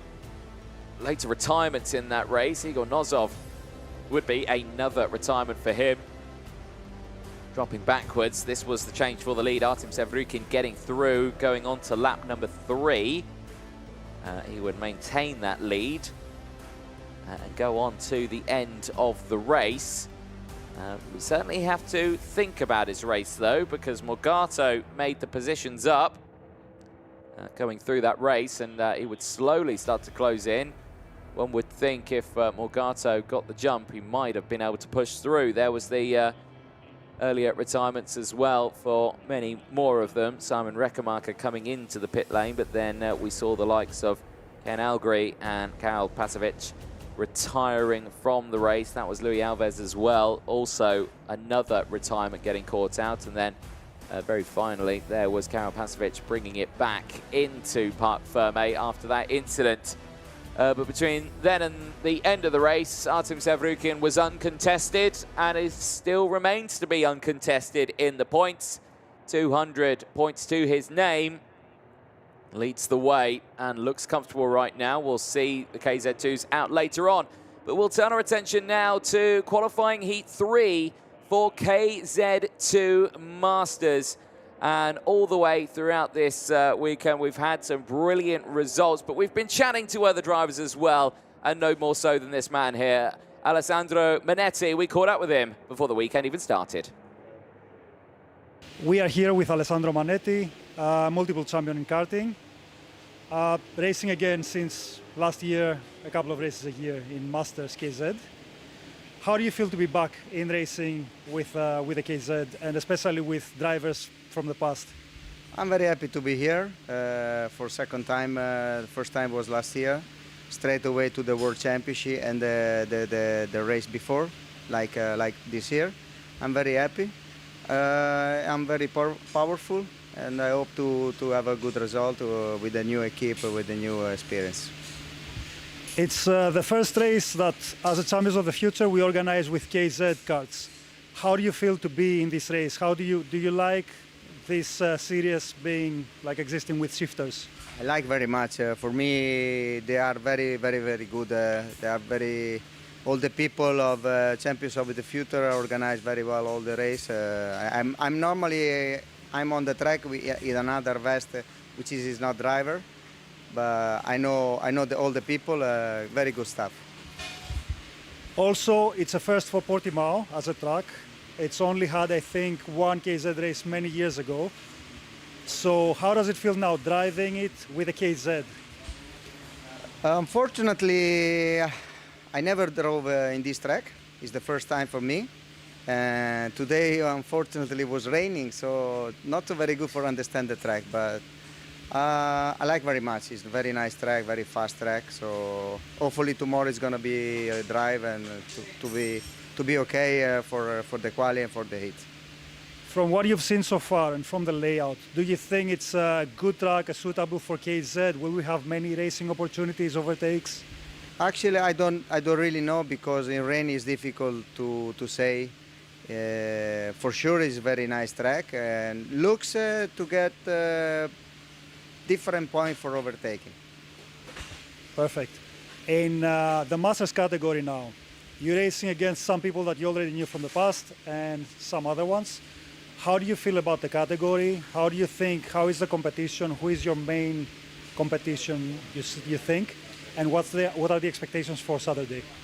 For me, the KZ Master looks from outside easy category, but it's not, for sure, because the weight under 80 kilo is not easy for the driver, for the engine, and the level of the driver as well is quite high. So I think I hope for the weekend to be 100%, to be okay. But I repeat, it's the first time for me. Today was raining. I don't know nothing about drive condition. Let's see. Fantastic. Thank you very much. Thank you too. Ciao. Bye. Well, great to chat there with our man starting on the 8th row of the grid, Alessandro Manetti, who's certainly been delivering some pretty decent results over the course of this weekend. Let's have a look then at the starting lineup for the third and final qualifying heat of the day for KZ2 Masters. Anthony Abbas, who's on maximum points at the moment, is looking for his third win, and he starts this one on pole position. Ludovic Badet goes alongside him. Then you have Andrei Serafim and Daniel Bray on row 2. You'll have Davide Foré and Jorian Boss on row 3. Victor Jimenez and Alessio Lamartina round out row number 4. They'll have Ricardo Nallon and Eduardo Martins on row 5. Antonina Castro and Julian Ganon go from row 6. Vincent Cossard and Hugo Marerios go from row 7. They'll have Alessandro Manetti and Ilce Bragamov on row 8. Jindřich Vaca and Robert Profico round out row 9. They'll have Gregory Ladar and Oliver Luca on row 10, rounding out the top 20. Ennio Gandolfi and Antonino Amaral round out row 11. They'll have David Malcolm and Sebastian Ladar on row 12. Paolo Martins and Andre Martins round out row number 13. Scott Presti and Roberto Amazzato round out row 14. They'll have Mark Volhauser and Timur Timosyanov on row 15. Enzo Pirovano and Ricardo Avila on row 16. Andre Di Andrada will start on the 17th row all by himself. Then it'll be Volder Blazario on row 18 all by himself as well, as we are missing Maurizio Giacchetti from the field, and I believe he's not out there again. No, he is not. So 34 kart grid out there, or the field, and the front is all lined up ready to go. The last of them just pulling into position now, as we've got a driver out of his kart at the back of the field. I think his engine's stalled. Now that's the 728 there. Is that the 720? No, it is the 728 on our screen. That's Sebastian Ladar, who is out of his kart now. It's going to be a aborted start. They're going to send them round one more time. So, drama for Sebastian Ladar there, who would have been starting in 24th place, and he could still start 24th place as he's got it restarted now. And, well, I think, yeah, let's hope this time around it stays fired up and he keeps going. But let's see what happens. Certainly not the start we wanted. Well, that gives us a little bit of time then to talk about the intermediate classification, because Anthony Bass, like we were saying, leads that one. Daniel Bray currently joint second with Davide Fore, both of them 85 points to their name, but because of course Daniel Bray out-qualified Davide Fore, puts himself ahead of it. So Daniel Bray from New Zealand certainly looking like he could deliver in this one. Say Davide Fore starts alongside, and we're actually just behind him actually on the inside of row number 3. We'll have Jorian Boss and company alongside, but all the way throughout this weekend these drivers have been giving themselves a lot of pressure to each other, but Anthony Bass for the time being has been looking pretty calm at the front here, showing that the Render Motorsport Sodi kart can deliver in all the conditions here. Of course, they had the first race yesterday in the wet, rainy conditions. Today, though, drastically different.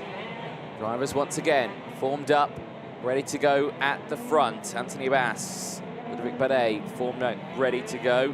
Andre Serafim and Daniel Bray next up on that grid. There is the 428 of Sebastian Ladar. Now, we saw him stall and out of his kart earlier on. He's got it started up this time. Now, is he going to be able to go to his original starting spot? There will be a gap there for him. No, he won't. He will go to the back of the grid, so he's going to lose out at the start of this one. But let's see what happens now as we get the green flag up at the back of the field. This time, we are looking ready to get going then. KZ2 Master qualifying Heat 3, their last race of the day. Who's starting on pole position for that Super Heat tomorrow? The lights will go out and we'll find out as they get away well at the front. It's a brilliant start from Anthony Bass.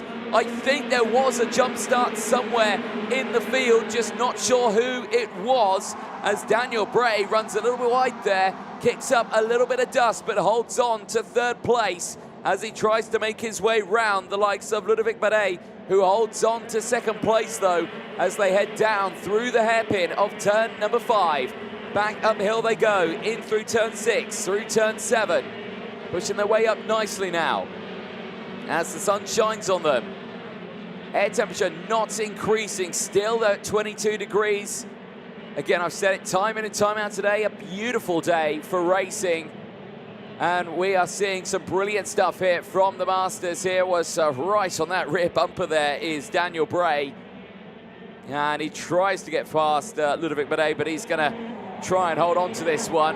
Badet had a brilliant qualifying earlier on in the weekend. He has just been caught out with some of these races. Not the results he would have wanted. He has tumbled down the order in some instances. He has pushed himself up in other places, though. So we'll just have to keep an eye on what happens in this race. Ending in lap number 1, it is Anthony Abbas who leads from Ludovic Badet, Daniel Bray from Davide Fore, Jorian Boss from Alessio Lamartina, Ricardo Nallon from Andrei Serafim. He's not had a good start to this race, dropped down to P8. Andrei Nicastro and Julian Ganot had a good race, both of them up 2 positions. They'll have Alessio Lamartina, Alessandro Manetti, I should say, in 11th place, who's gained 4 places at the start of this one. Volder Blazario has gained 14 places as 2 drivers there who's not had a good run and, well, clearly not happy with each other there at all. That is Alessandro Manetti, unfortunately, and I think Vincent Cossard. So the Kart Republic and the CRG out of this race. That's heavy damage to Cossard's CRG, and clearly not happy with each other at all there. And that is, well, a little further around the track. That's at turn 8 and 9 on the track.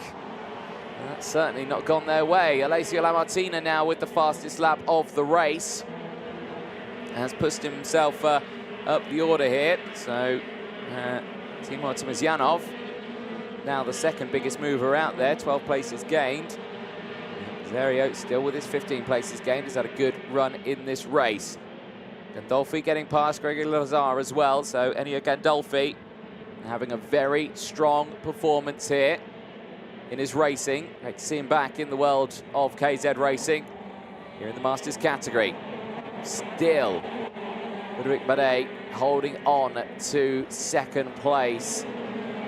Going wheel to wheel here as well, trying to go down the inside. Huge moment there for Davide Fore sideways.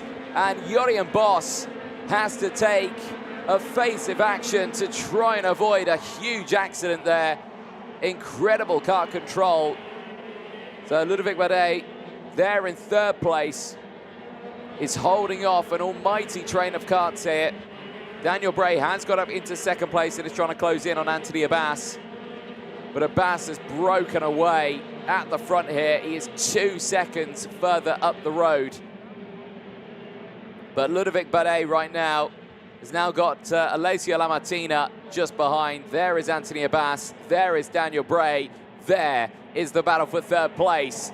And Ludovic Badet, who leads that train, is, well, at this moment, I think on the back foot. Qualifying was good, but it just feels like the race pace is struggling to find that right now, as he's got karts all over him here, as back down the inside in towards turn 3.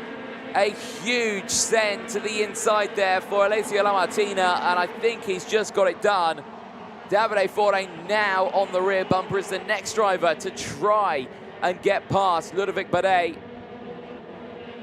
But I don't think he's going to be close enough just yet. He's going to have to wait a little bit longer as Davide Fore. But again, he can't wait too long because he's got the likes of Ricardo Nallon just behind him.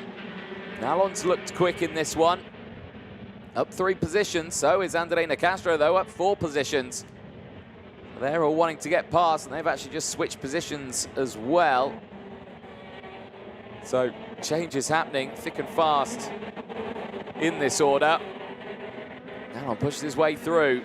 This is, oh, that's what's happened between those 2. They've just got caught up with each other and, well, throwing his hands up in disappointment there.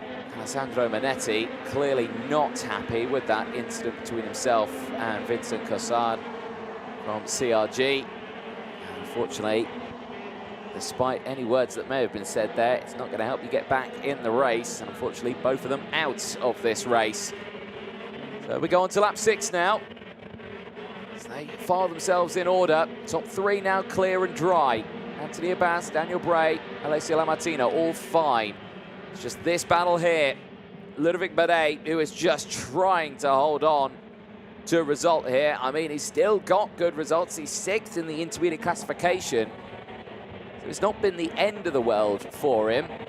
But he has had troubles in the past. 9th place in his first qualifying heat earlier on this weekend. Dropped down the order a little bit after he started from the front row of the grid. Just showing that he has still got some pace there. It's just not where it was in time qualifying. Still holding on to it as, oh dear, that's not going any further, is it? That is, I think, Roberto Profico, unfortunately, the Tony Kart Racing Team driver, out of this race, and it looks to be mechanical gremlins on board him, because I think that's right at the entrance of the pit lane and Parc Ferme, and it is, as he's slowly pushing his kart back into a safe spot. I can imagine there might be some marshals heading to him now to assist. But that's going to be a big push because that's all uphill now. Flowing back into Parc Ferme.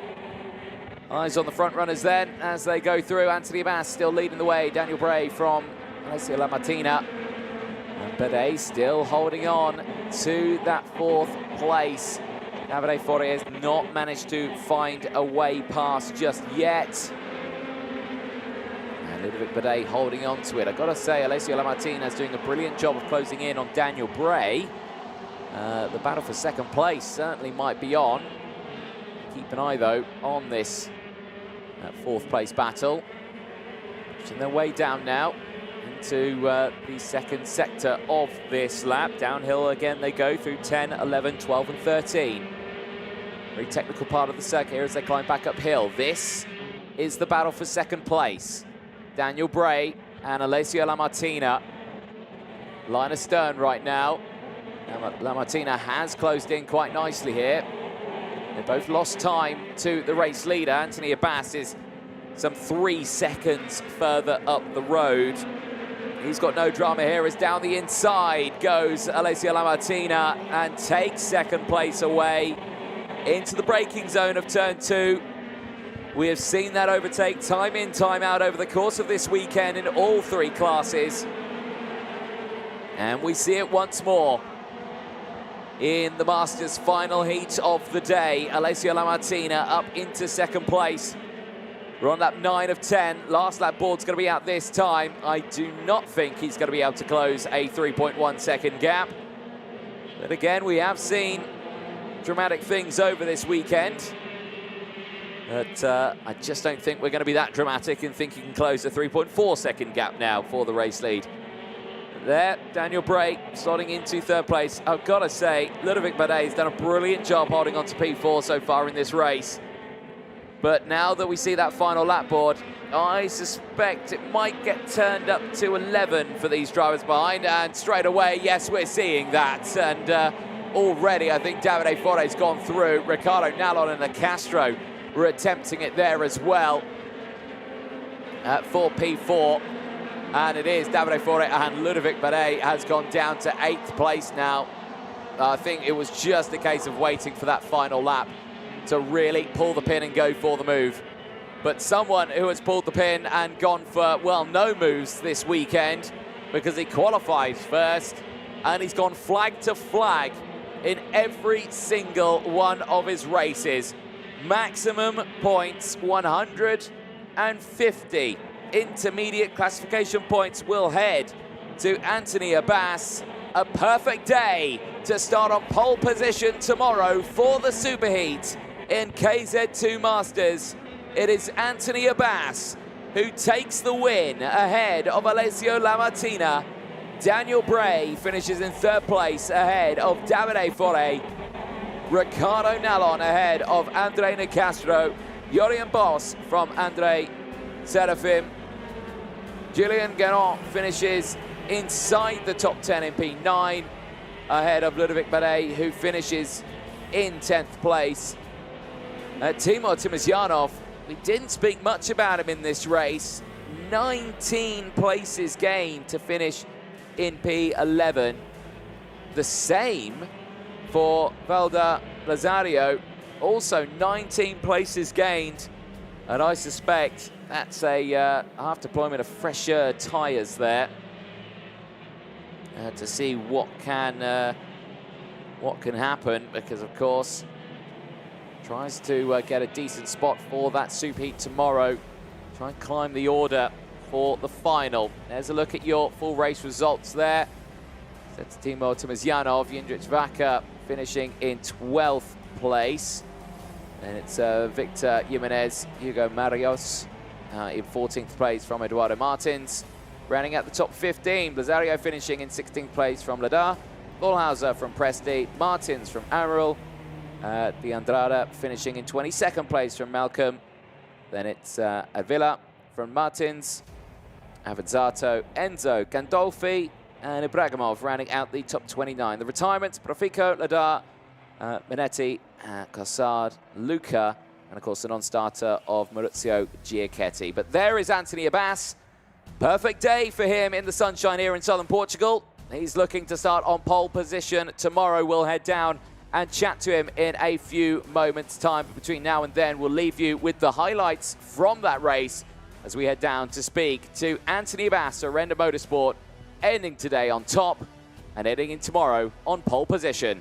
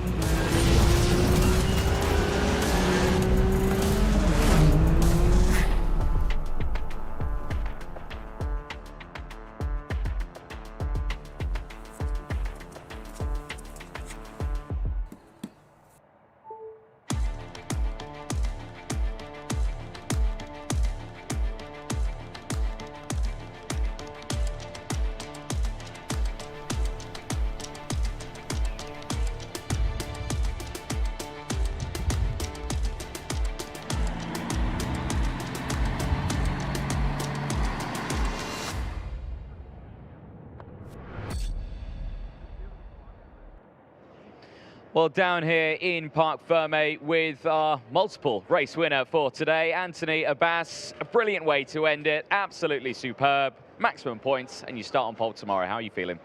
Yeah, it's a great day for us. We make the pole yesterday, so in the dry condition at this time. So the goal is complete, to understand well the track on the wet and also on the dry. So we make some adjustment during the last hit, and it was very, very nice. So We continue to work a little bit tonight, and for tomorrow it will be okay. Tell us about the start of these races. They're not easy to get right, are they? And of course, you've always got that stress of not trying to miss a gear at the start of a race. How have you been dealing with the stress of these starts? Yeah, so with the experience, you can manage the stress, and for sure this track is quite easy to make every time the same, except when the slowest part of the track in the sector 3. You have a slow corner, you pass in second, but it's very limit. So sometimes you need to put the first, but if you have a good grip and a good speed, you can pass without problem. Excellent. It's going to be a busy day tomorrow. What's the plan between now and then? The plans now is to take a shower, go in the swimming pool in the hotel, call the family, and have a good dinner and pass a good time. This is the masterclass. Excellent. Well, that sounds like a superb plan. Congratulations, well done. We'll see you out there tomorrow. Thank you. Excellent. We're going to take a short break. Don't go anywhere. KZ2s are back out on track for their final rotation of qualifying heats.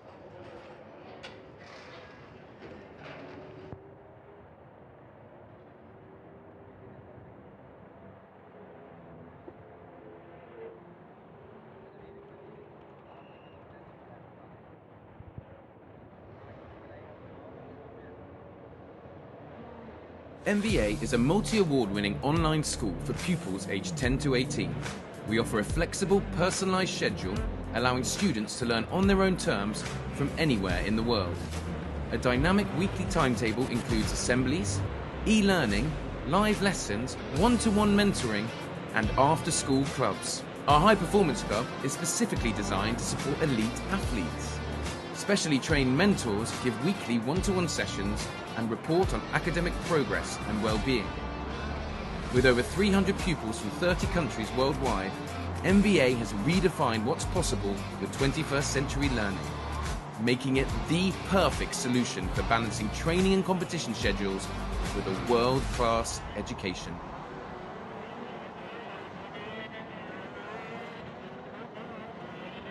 Welcome back, ladies and gentlemen. We are thick and fast straight into qualifying heat D versus E for KZ2. Let's quickly fire through that starting lineup. Nicholas Roos and Dion van Verveen on row number 1. Norton Andreasen and Roman Shaparov on row number 2. Eric Holm and Marcus Kayak go from row 3. They'll have Martti Rittinen and Xavier Abramides on row 4. Victor Larsen and Maxim Orlov round out row 5. They'll have Kirill Kutkov and Marek Skrivan on row 6. Maximilian Schleimer and Kimi Tani will go from row 7. Enzo Boll and Gabriel Gomez running out row number 8. Eli Goldstein and Darius Babianoa on row 9. And Patrick Janssen and Jean Nimblom on row 10. Jose Antonio and Matilda Pats go from row 11. With Vladimir Kalantsev and Florian Breitenbach on row 12. Christian Alou and Eduardo Mormorelli go from the 13th row, with Filippo Florentino on row 14. I believe everyone hopefully out on the circuit. Update the timing screen there. Looks like everyone has left the pre-grid, which is good to see for their last race of the day. At the moment, of course, we've just witnessed earlier on the KZ2 Masters, but we saw previously before that Artem Sevrukin taking his 4th win of the weekend. He at the moment leads the intermediate classification points, but he will be out in the next race after this one. He'll be looking to see if he can take that top spot. Not everyone is out on track. Darius Babianoa, of course, not taking to the grid, so he is not out there. He would have been starting 18th place on the grid. Looks like we're ready, though, at the back of the field. Marshall's waving his green flag. We are ready to rock and roll then for qualifying heat D versus E. As the revs start to race then, and we wait for the lights procedure to start at the front of the field. We see the 3 red lights, 4 red lights Lights are out. We are racing down in towards turn number 1. And again, for Nicholas Roos, it's a, well, I think not great start. I think he's tumbled back in the order. For Dion van Verven, though, it's a great start. And I think he's held on to the lead of this one. But I now see the Maranello carts got through. And I think, is that Marcus Kayak again? I think it is. My goodness, Marcus Kayak has nailed every single one of his race starts so far in the second half of this day. Absolutely superb to see. Marcus Kayak from P6 leads halfway round the first opening lap. There you can see Xavier Avramides just getting involved in that mid-pack section there as he tries to gain positions in the early stages of this race. And everyone else looking pretty strong right now. Eyes on this as they make their way through the field. The train coming through. That's a beautiful shot there of the drivers coming through out of turn 15 towards 16 now, as going wheel to wheel a little bit here and all going a little bit backwards there. You don't want to see that at all across the line. There you go. That was Brian back losing out to Filippo Florentino, getting up to 23rd place. So he's already gained 4 places in this race.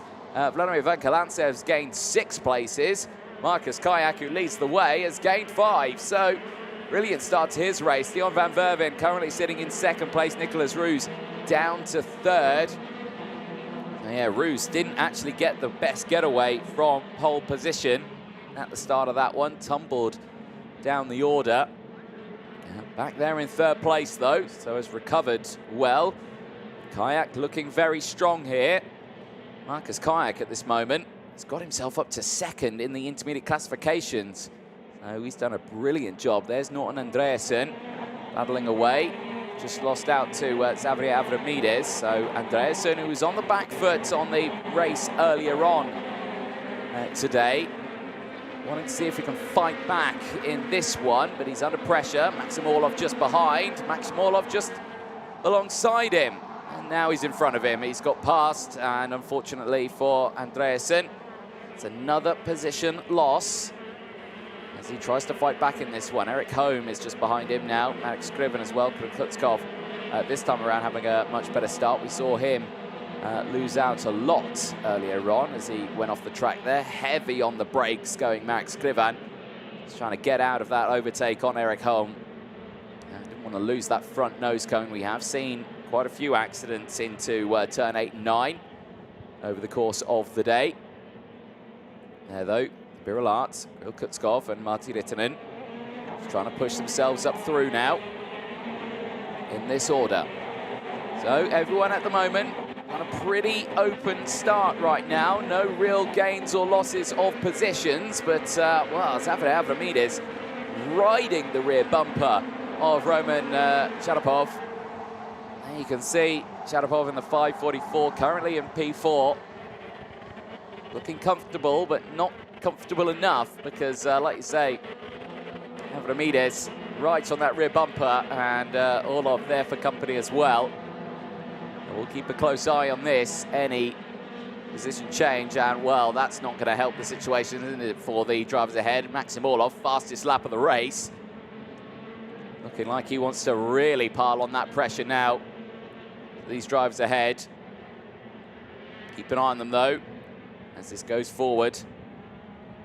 Still early doors of this race.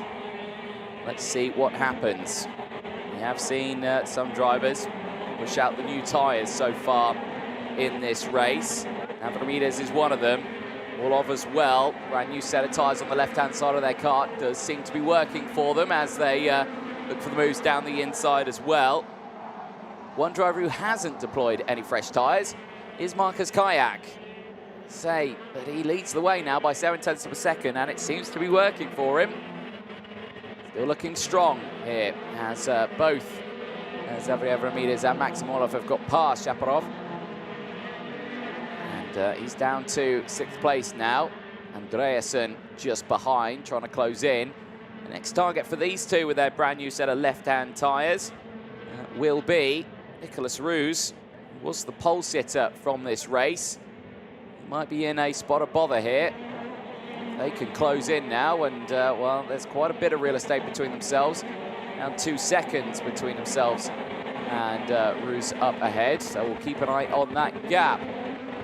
Home, Kutzkov, Rittinen, Scriven, Schleimer, Boll, Tani and Goldstein still the top 15 out on track. They are having a good scrap at the moment as we watch these two try and break away from the rest of the field. The only thing they can't afford to do right now is fight between themselves. They've on lap 6 of 10. They need to focus here and see if they can close in to the 3 up ahead. Like I say, they've got a 2-second gap. That is going to be a big gap to try and close. The only thing they've got going for them is that both of these drivers got the brand new set of left-hand tyres. The same could be said for drivers further back in the field. Christian Alou going for a brand new set on the left-hand side. More Morelli as well, Brighton back, Pats and Nomblom all going for a fresh set of tyres on the left-hand side. Field making their way back through, and well, I don't think this battle here is going to stay civil between these two because, well, there we go on cue. Maxim Orlov straight down the inside. There's thank you very much to Xavier Avramidis, makes his way through and pushes his way up now past into P4. Now it's all off turn to see if he can try and close up that gap, but I don't think it's going to be enough because despite their best efforts and fresher tyres, they are constantly losing time here to the 3 in front. Kayak's gap is still 0.7 of a second between himself and Dion van Verven. Nicholas Roos still in 3rd place, is some 0.6 of a second behind van Verven himself. So top 3 are fairly spread out right now. Trying to hold on to position. 4th place downwards, pretty close in that gap. Then you have to look from 9th place downwards. That is a huge train of carts being led by Kirill Kutzkov at the moment. Martti Rittinen, Skrivan, Boll, Schleimer, Tani, Goldstein, Nomblom, Gomez, Verkalantsev, Janssen, Larsen is there, Penalta is there, Florentino, Brighton back, Pats, Alou, Morelli, and of course a lot of those drivers that are just named at the back of that grid are fresh sets of tyres deployed. And at the moment, it doesn't really look to be making a difference for them. Some drivers reporting that this is quite a slippy circuit.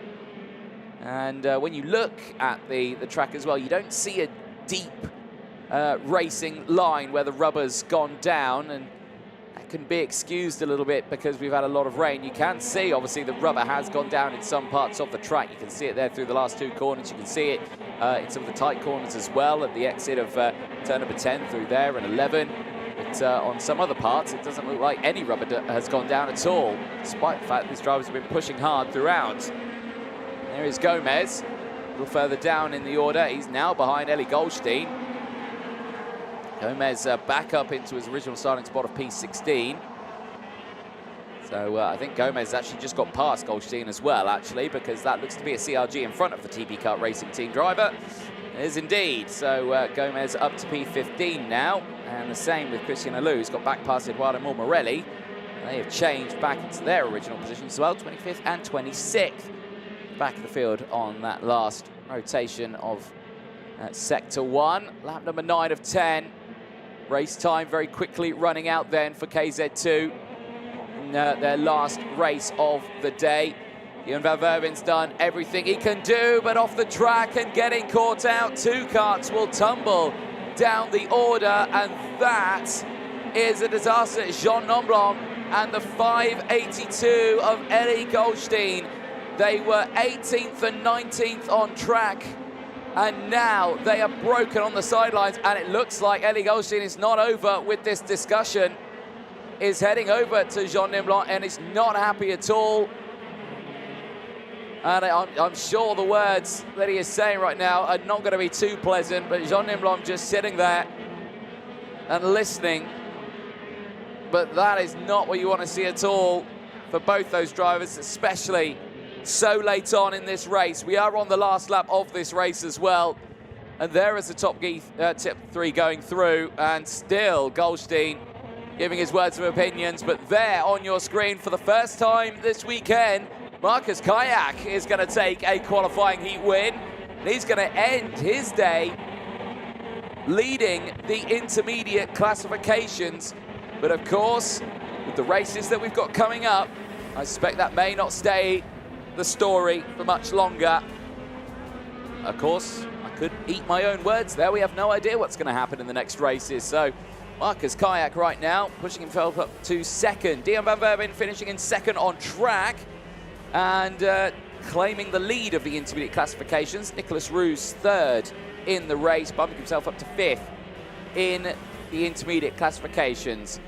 Maxim Orlov then finishing in P4 ahead of Xavier Ramirez. Shaparov finishing in P6 ahead of Andreasen. Home from Kutskov and Rittinen rounding out the top 10. Drivers will make their way back to Parc Ferme. Of course, all these results that we talk about are, of course, provisional, pending any technical infringements or post-race penalties. There's a look at your provisional classification. At the end of that one, we've gone over the top 10. Max Skrivan finishing in 11th place from Enzo Boll. And it's Kibitani from Maximilian Schleimer. Gabriel Gomez at the end of that one finishing in P15. 16th place downwards sees Vladimir Verkalantsev from Patrick Janssen. Victor Larsen from Filippo Florentino. Florian Breitenbach finishing ahead of Matilda Pats. Jose Antonio from Christian Alou. Eduardo Morelli. And then, of course, the two retirements on that last lap, Elie Goldstein and Jean Nimblon. Unfortunately, the only two retirements in that race. There is Marcus Kayak, though, for the Maranello team from Estonia. The last race of the day for him ends with a win. As you can see, a big smile on his mechanic's face. He's happy with that result. And he'll make their way back into the paddock and can think, what can we do tomorrow to maybe repeat that result in the superheat? But he's certainly put himself in a strong spot. Here's a look then at the highlights from that one. And watch the start here from Kayak on the outside there. He got the start right round the outside into second place, gets the switchback inside line down to turn 2. Superb start. He's been nailing those all the way throughout this second half of the day.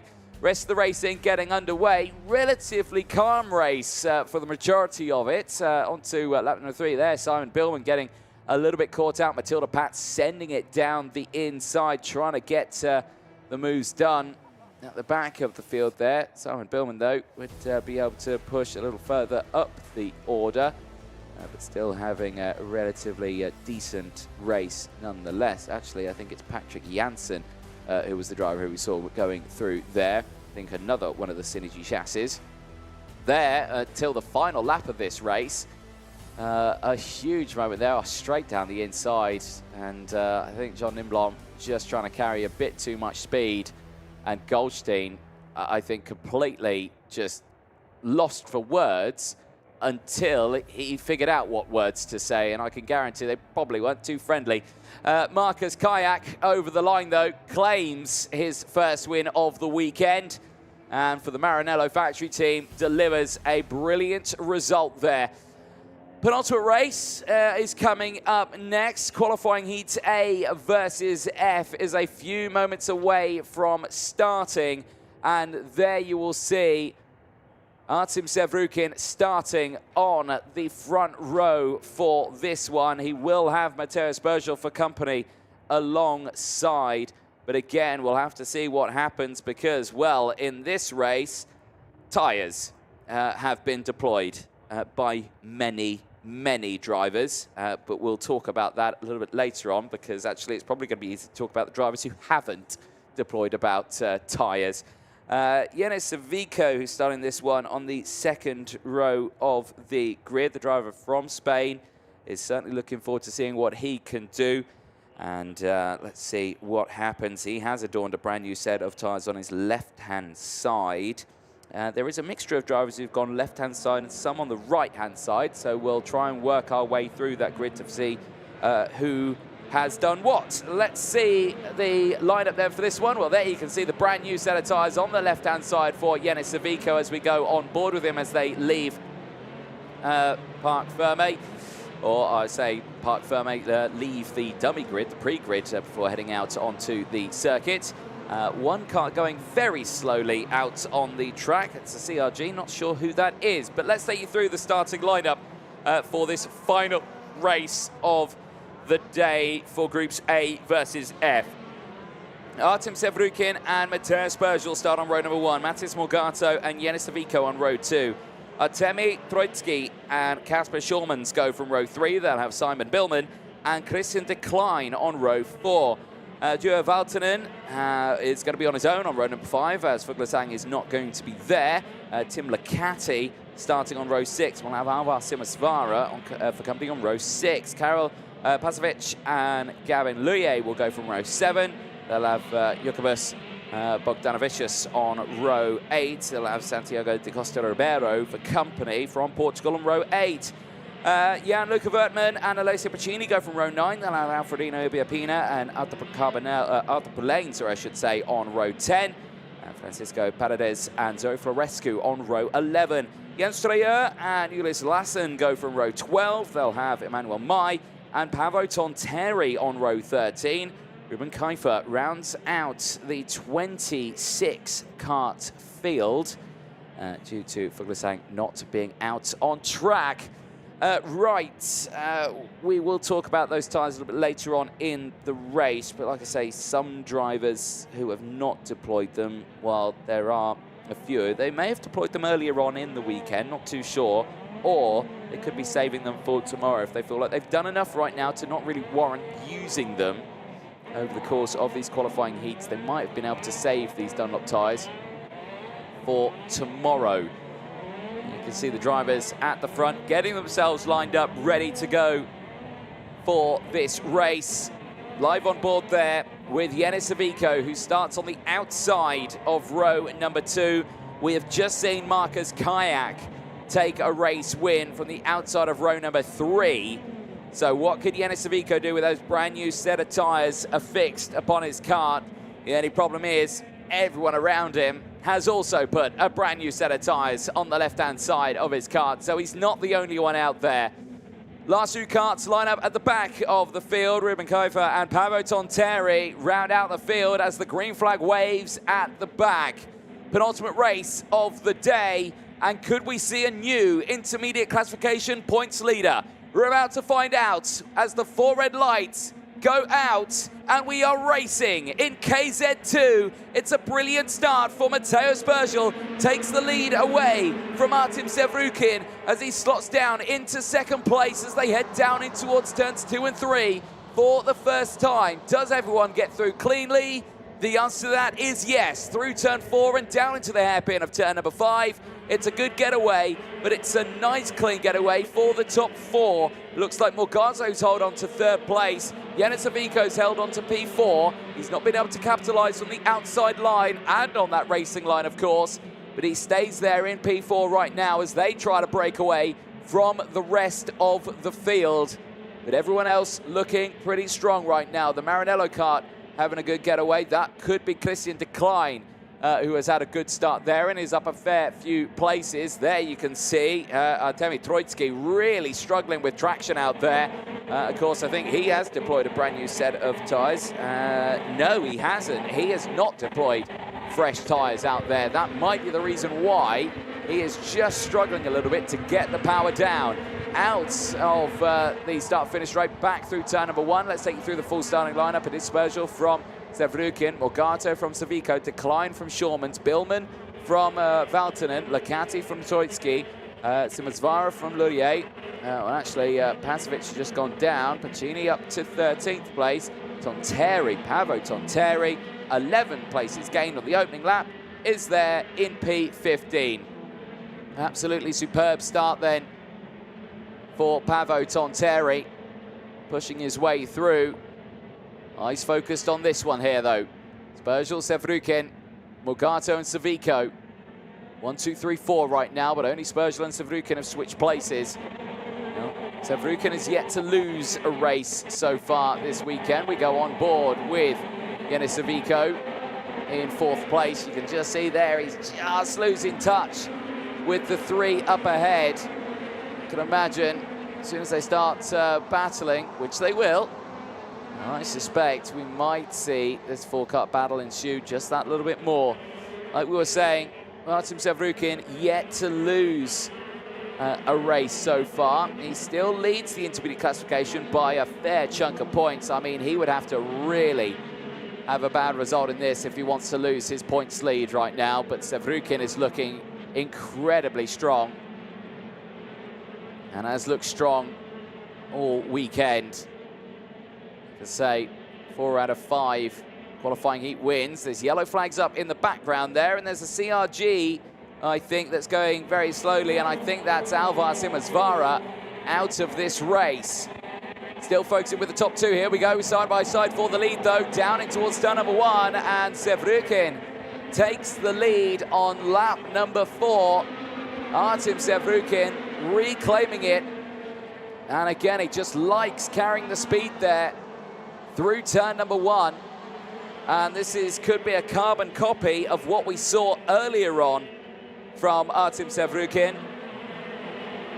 We saw him make that move earlier on, and then he just broke away by about 2 seconds from the rest of the field. I'm sure Spergel Morgato would not want that to happen, same as Yanis Savico.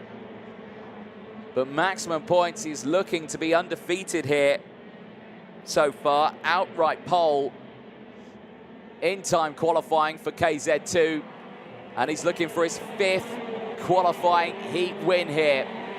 Back on board, Savico on the start-finish straight. Watching the speed, accelerating up. Oh dear, and off the track there. That's 2 of the CRGs.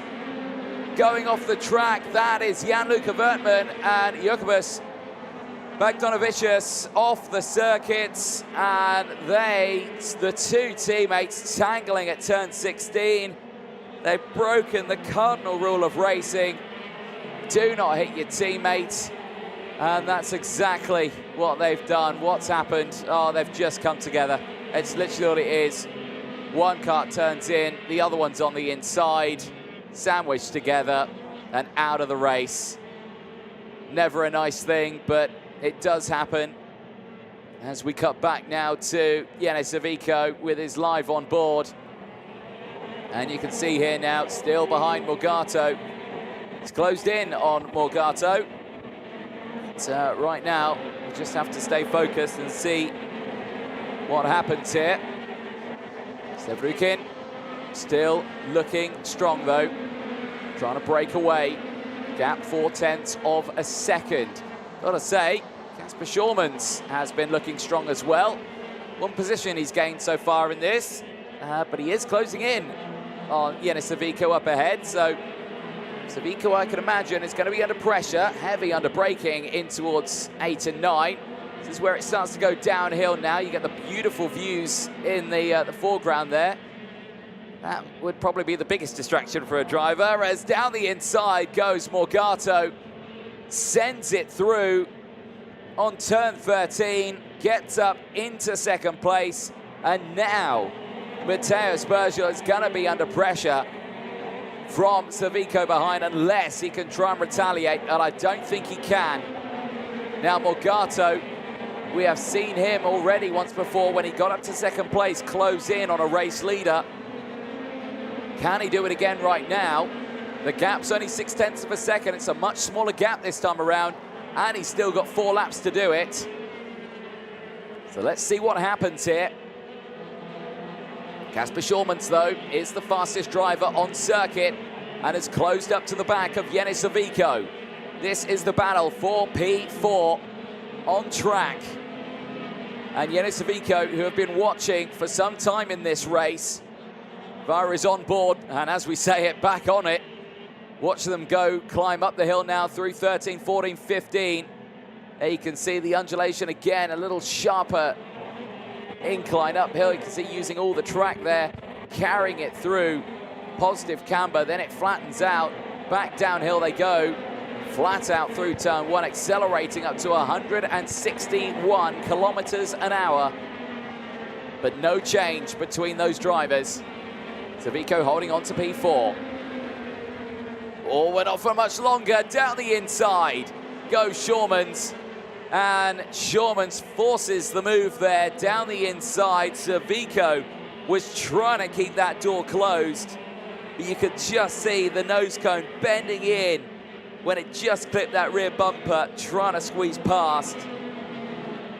And Casper Schurmans now up into the top 4. Decline also has closed in a little bit, but Savico not wanting to give up this position here. He has stayed right on that bumper on this lap. Can he try and reclaim this one here through turn 17, back on the start-finish straight? We've gone to lap 9 of 10, penultimate lap. Last lap board will be out this time to the drivers. You can see the tyre there shredding itself apart, the marbles that are flicking off that constantly. I say the speeds these tyres are having to deal with, the load, the pressure that they're going through, that's including the temperature of the track, probably around the 50s, 50-degree mark, Celsius mark. I say air temperature still 22.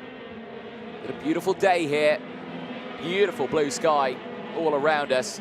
A drastic difference to what we saw in the warm-up day on Wednesday. It was raining all day on Wednesday. Thursday, when we saw time qualifying in the first of the heats, it was dry in the morning. But then as soon as qualifying started, the rain came and it just kept raining all the way throughout until the racing eventually stopped. But today has been a superb one for racing. Bit of a cooler start this morning, but it's certainly brightened up for all of the field. And on this final lap, Artem Sevrukin is looking to claim here his 5th qualifying heat win out of 5. Maximum points will go to Artem Sevrukin. It has been, so far, a perfect weekend of racing. Pole in time qualifying. 5 wins out of 5 if he can make these last few corners unscathed. Up through the gears he goes, through 16, out of 17, and Artem Sevrukin will claim pole position for the Superheats tomorrow. It is Artem Sevrukin who wins with 250 intermediate classification points. He's done exactly what he needed to do and has pushed his way through the odds here. So many drivers were saying this is going to be a difficult one. So many drivers saying, I don't think one driver is going to dominate here. Well, those drivers were wrong, as Artem Sevrukin claiming maximum points. 5 out of 5 and pole position. Can he continue that perfect streak tomorrow in the Superheats and, of course, the finals tomorrow? Make sure you don't miss it for KZ2. It's gonna be absolutely superb. But one more KZ2 race to go today to finalize the intermediate classification. Let's have a look at the full race results there. Artem Sevrukin from Matis Morgato, Mateusz Berschel from Kasper Schurmans, Yenis Savico from Kristin Decline, Valtonen from Licati, Tonteri from Pacini, Polaine from Treur, Pasovic from Troitsky, then De Costa further back in the field, Emmanuel May from Simon Billman, Francisco Paredes from Alfredo Ibiapina, Julius Lassen from Jan-Luca Wertmann, Zoe Florescu from Alvar Simasvara, and Gavin Luye rounding out the first of the retirements. Bagdonovicius finishing in 26th place from Ruben Kafia in 26th. Those 3 all retirements. Alvar Simasvara, who we did see crash off the circuit, managing to get back on track, but finishing in 23rd place. But there, though, on your screen, Artem Sevrukin ending the day with a perfect score. Can be delighted with the result. For the Birolot Racing team, we will be heading down there very shortly to have a quick chat with the man who will be starting on pole position tomorrow after what has been a very, very tough day of racing. But I'm sure a nice rest this evening.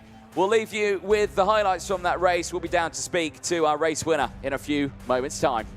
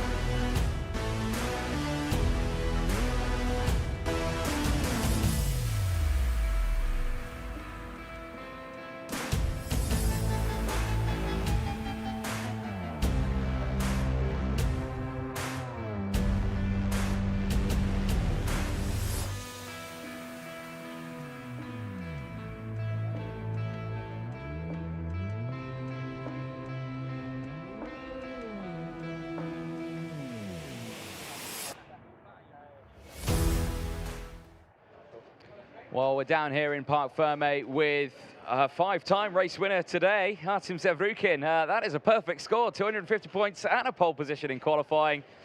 Can it all go even better tomorrow? That's the question. How are you feeling? Feeling good because we have the pace in rain and in dry. Only just need to make better starts, and that's all. Like for tomorrow, I think I'll do my best. The same like today and in quali. What do you think it has been happening with those starts? Because we've been watching, they've not been bad starts, but you have just been losing out on that pace. Is it the car, or is it something that you're just not getting right revs-wise? Oh, I think it's more with me. So maybe nervous a bit or something else, but tomorrow I will try to change it and try to win the start finally. Yeah. Well, I mean, still, the races have been good. You've been enjoying those overtakes in through turn 1 and down in towards turn 2. I want to talk a little further back where you took a move around the outside on the final lap to claim a race win. You're enjoying those moves there. What is it about turn 1? Because you're going flat out there, 160-odd kilometers an hour. Yeah, this is really fast track. I think it's the fastest track where I ever driven. So this move around the outside was on the limit. I think could lose control and go off, but I find the grip and overtake. But the most important thing was that I was staying calm and just making my race, and that's all. What's the plan now? You've got a lot of time now between yourselves and, of course, the Superheats tomorrow. What are you going to do? I'll do the same, trying to make the best start, and then find my pace and trying to be fast for all the distance. Well, congratulations, well done. We'll see you out there tomorrow starting on pole position. Well done. Thank you, see you tomorrow. Excellent stuff there. Well, we'll take a short break. Don't go anywhere. One more race to go. We're back for KZ2 for their final qualifying heat.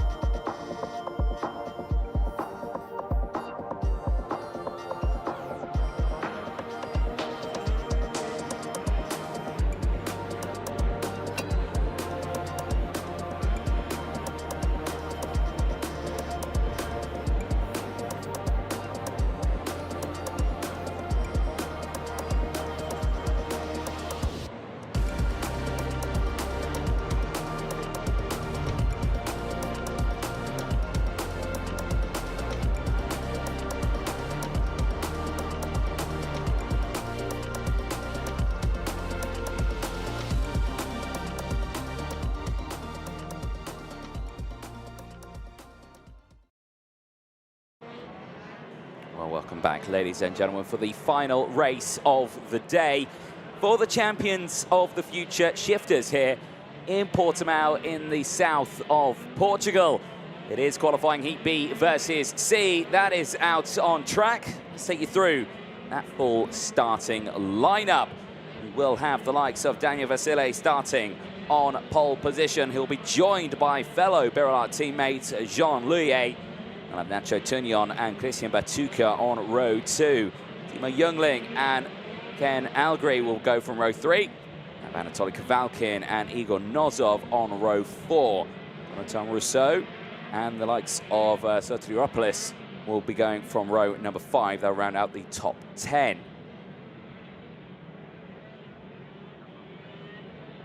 Row number 6 sees Dmitry Matviev and Samuel Louillet. Row 7, Tigran Banatian and David Walter on row 7. Nicola Rossini and Simon Reckenmacher on row 8. Mila Kaldron and Matis Prus go from row 9. Emma Felbermeyer will be all on her own on row 10. As Louis Alves, I had reports saying that he had missed the starting gate, so he will not be taking to the track. Len Naish and Gianni Andresani will go from row 11. They'll have Mario Benazzo and Miguel Costa on row 12. Guillaume Blanc and Meniat Krosner around out row 13. They'll have Boris Zurawski and Josip Vey, who will round out the 27 kart field in this race as they get themselves sorted out for this one. A smattering of tyres deployed. Again, it'd be easier to tell you who didn't deploy fresh set of tyres instead of who has, which means that everyone is, well, kind of in the same boat on this one. Let's see what happens then. It's the last race of the day and the last chance KZ2 have got to make it or break it. Let's see if they will get into those superheats tomorrow. As we get the green flag at the back, we wait for the lights to go out. We get 1, 2, 3, 4 red lights. Lights are out, we're racing. It's a brilliant start from Jean-Louis, but he can't hold it round the inside of turn number 1. It's Daniel Vasile who holds on to the lead. Dust gets kicked up in the background, but everyone gets a brilliant start. It's a huge lock-up in the mid-pack there. And straight off the circuit there goes one kart, and there's a Cali kart, and one kart's completely missed the circuit and has taken a completely different layout there. I am not sure who that is. Well, one of them was Simon Reckermark, I think, had a bit of trouble. I think another was a little further back. It was a Club Cali kart. May have been Mario Pinazzo, who went backwards. Well, we'll try and figure out who that was, but certainly there was some dramatics at the start of that race, and like you say, one driver driving on a completely different layout to get back into the race. But an orthodox method, but it seems to have worked out. Let's see if he might not be under investigation for that restart. Eyes on the rest of it, though, and it's all kicking off a little bit in the background there. Some of the drivers right at the back of the field trying to get through. Miguel Costa trying to get positions up in the early stages. I think maybe Simon Reckermarker might have been one of the drivers who had trouble, and I think the other one was Mario Pinazzo, who was a driver who went off the track. Daniel Vasile, though, leads the way and is clear by 0.6 of a second. Jean-Louis there in second is pushing up and has closed the gap down just a little bit on that first opening lap. He's got the pressure though, Christian Batuka. Igor Nozov is still there as well. He's currently running in P4. He's up 4 places in this race. He's having a good charge right now. Nacho Tunion still there as well, P5. Corentin Rousseau, who had good results earlier on, is up 3 places and is looking to capitalize in this last race of the day. Timo Jungling, who we have seen gain places so far this weekend, now appears to be on the back foot. He's gone down 2 places, but still inside the top 10 in P7. Bonatian up 5 places, is up into P8 as Walter sends it down the inside and off the track.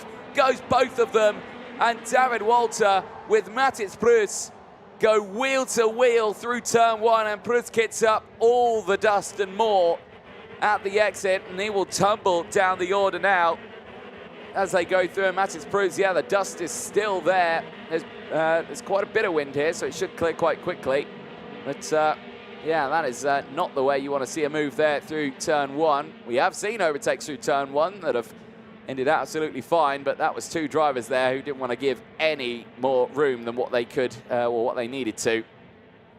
But right there, we'll keep an eye on that battle as it ensues. This battle here, though, Jean-Louis, you just see up ahead in second place, but Atuka is under pressure from Igor Nozov, who's there in P4 right now. These 3 battling away. This is Batuka. He's looking for the switch back here. Takes the wider line. Looks to the inside of his teammate. Can he do it? Yes, he can. And Christian Batuka gets through. Igor Nozov was not able to follow suit, and now will be under pressure from Nacho Tunion just behind. Rousseau is still there as well. Jungling setting the fastest lap of the race is closing in on this one also. And Bonatian as well, also just behind. Still only the one non-starter, no retirement so far in this race. David Walter's got up to 14th now as well. He's got past Nicola Rossini. As well, down the inside there. Nice move, or Samuel Louis gaining those positions further back. I think has just got past the likes of Dmitry Matviev. Matviev now down to P11. The other of the Louis up inside the top 10 now. Vasile leading. Batuka from Jean-Louis. Igor Nozov from Nacho Tunion. Rousseau from Jungling. Bonatian from Kavalkin, Matviev, the top 10. Eyes on this one here, Nacho Tunion. Only in P5 is right in the middle of this pack. 2 in front, 2 behind. Slowly becoming 3 in front, 3 behind right now. As they concertina up, it's allowing Daniel Vasile to break away. Daniel Vasile right now with this win would put himself second in the intermediate classification. Put himself in a prime position for tomorrow. This is that David Walter and Mattis Proves moment. And big sideways. Wow, that was a lot of dust straight off the track there. Incredible, incredible car control by both to keep that on the track. But that's certainly not the way you want to see an overtake unfold there at turn number 1. Both drivers just squeezing each other on the apex and on the exit there. Not what you want to see. But the race continues. Vasile still in control of this one. Back to this battle here. Jean-Louis. Igor Nozov has got past now. He's got up into 3rd place. Jean-Louis under pressure from Anton Rousseau. He's still up 4 places in this race. Wanting to capitalise on maybe a 5th place gain. He's got a very talented driver in front of him though. Fastest in qualifying in Group C. 3rd fastest driver overall in the time qualifying yesterday is Jean-Louis. And like you say, that pressure starting to build right now between these two. Here we go, down the inside. Actually, no contest there at all. Looked like Jean-Louis had no power there at all through turn 1. And Corentin Rousseau, well, just drove past like it was standing still. Timo Jungling not able to capitalise on that. But he himself is under pressure still from Bonatian just behind, and Nacho Tunion has gone to actually the back of this group now. Here we go, here's Timo Jungling down the inside, and Jean-Louis is going to lose out to both here. Bonatian getting through, and Nacho Tunion wanting to capitalise as well. Sends it down the inside, but is denied. There is a huge plume of dust that's been kicked up into the entrance turn 6. I have no idea what's caused that, but everyone's still circulating quite nicely right now.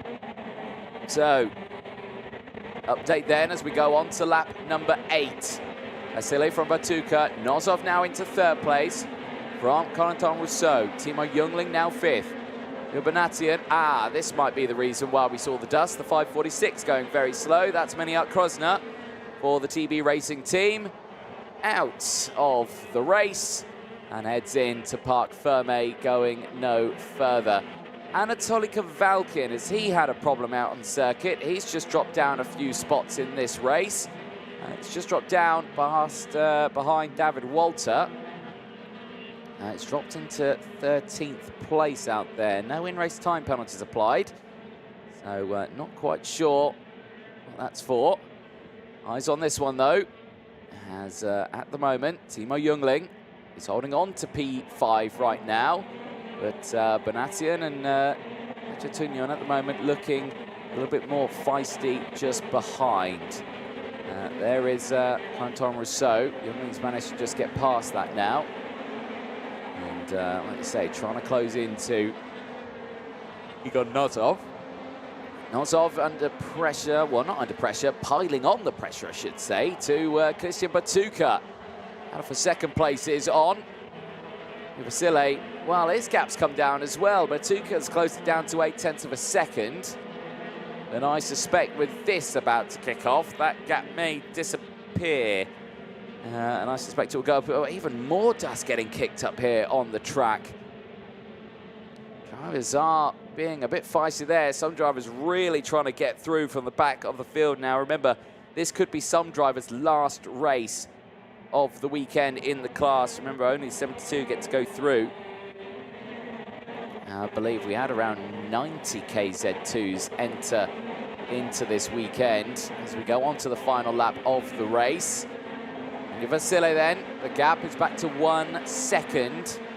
Batuka and Nozov yet to change places, but on this final lap, Igor Nozov looking for his best results of the weekend here, the driver of the 500, yet to, I think, finish in a top 3 yet this weekend.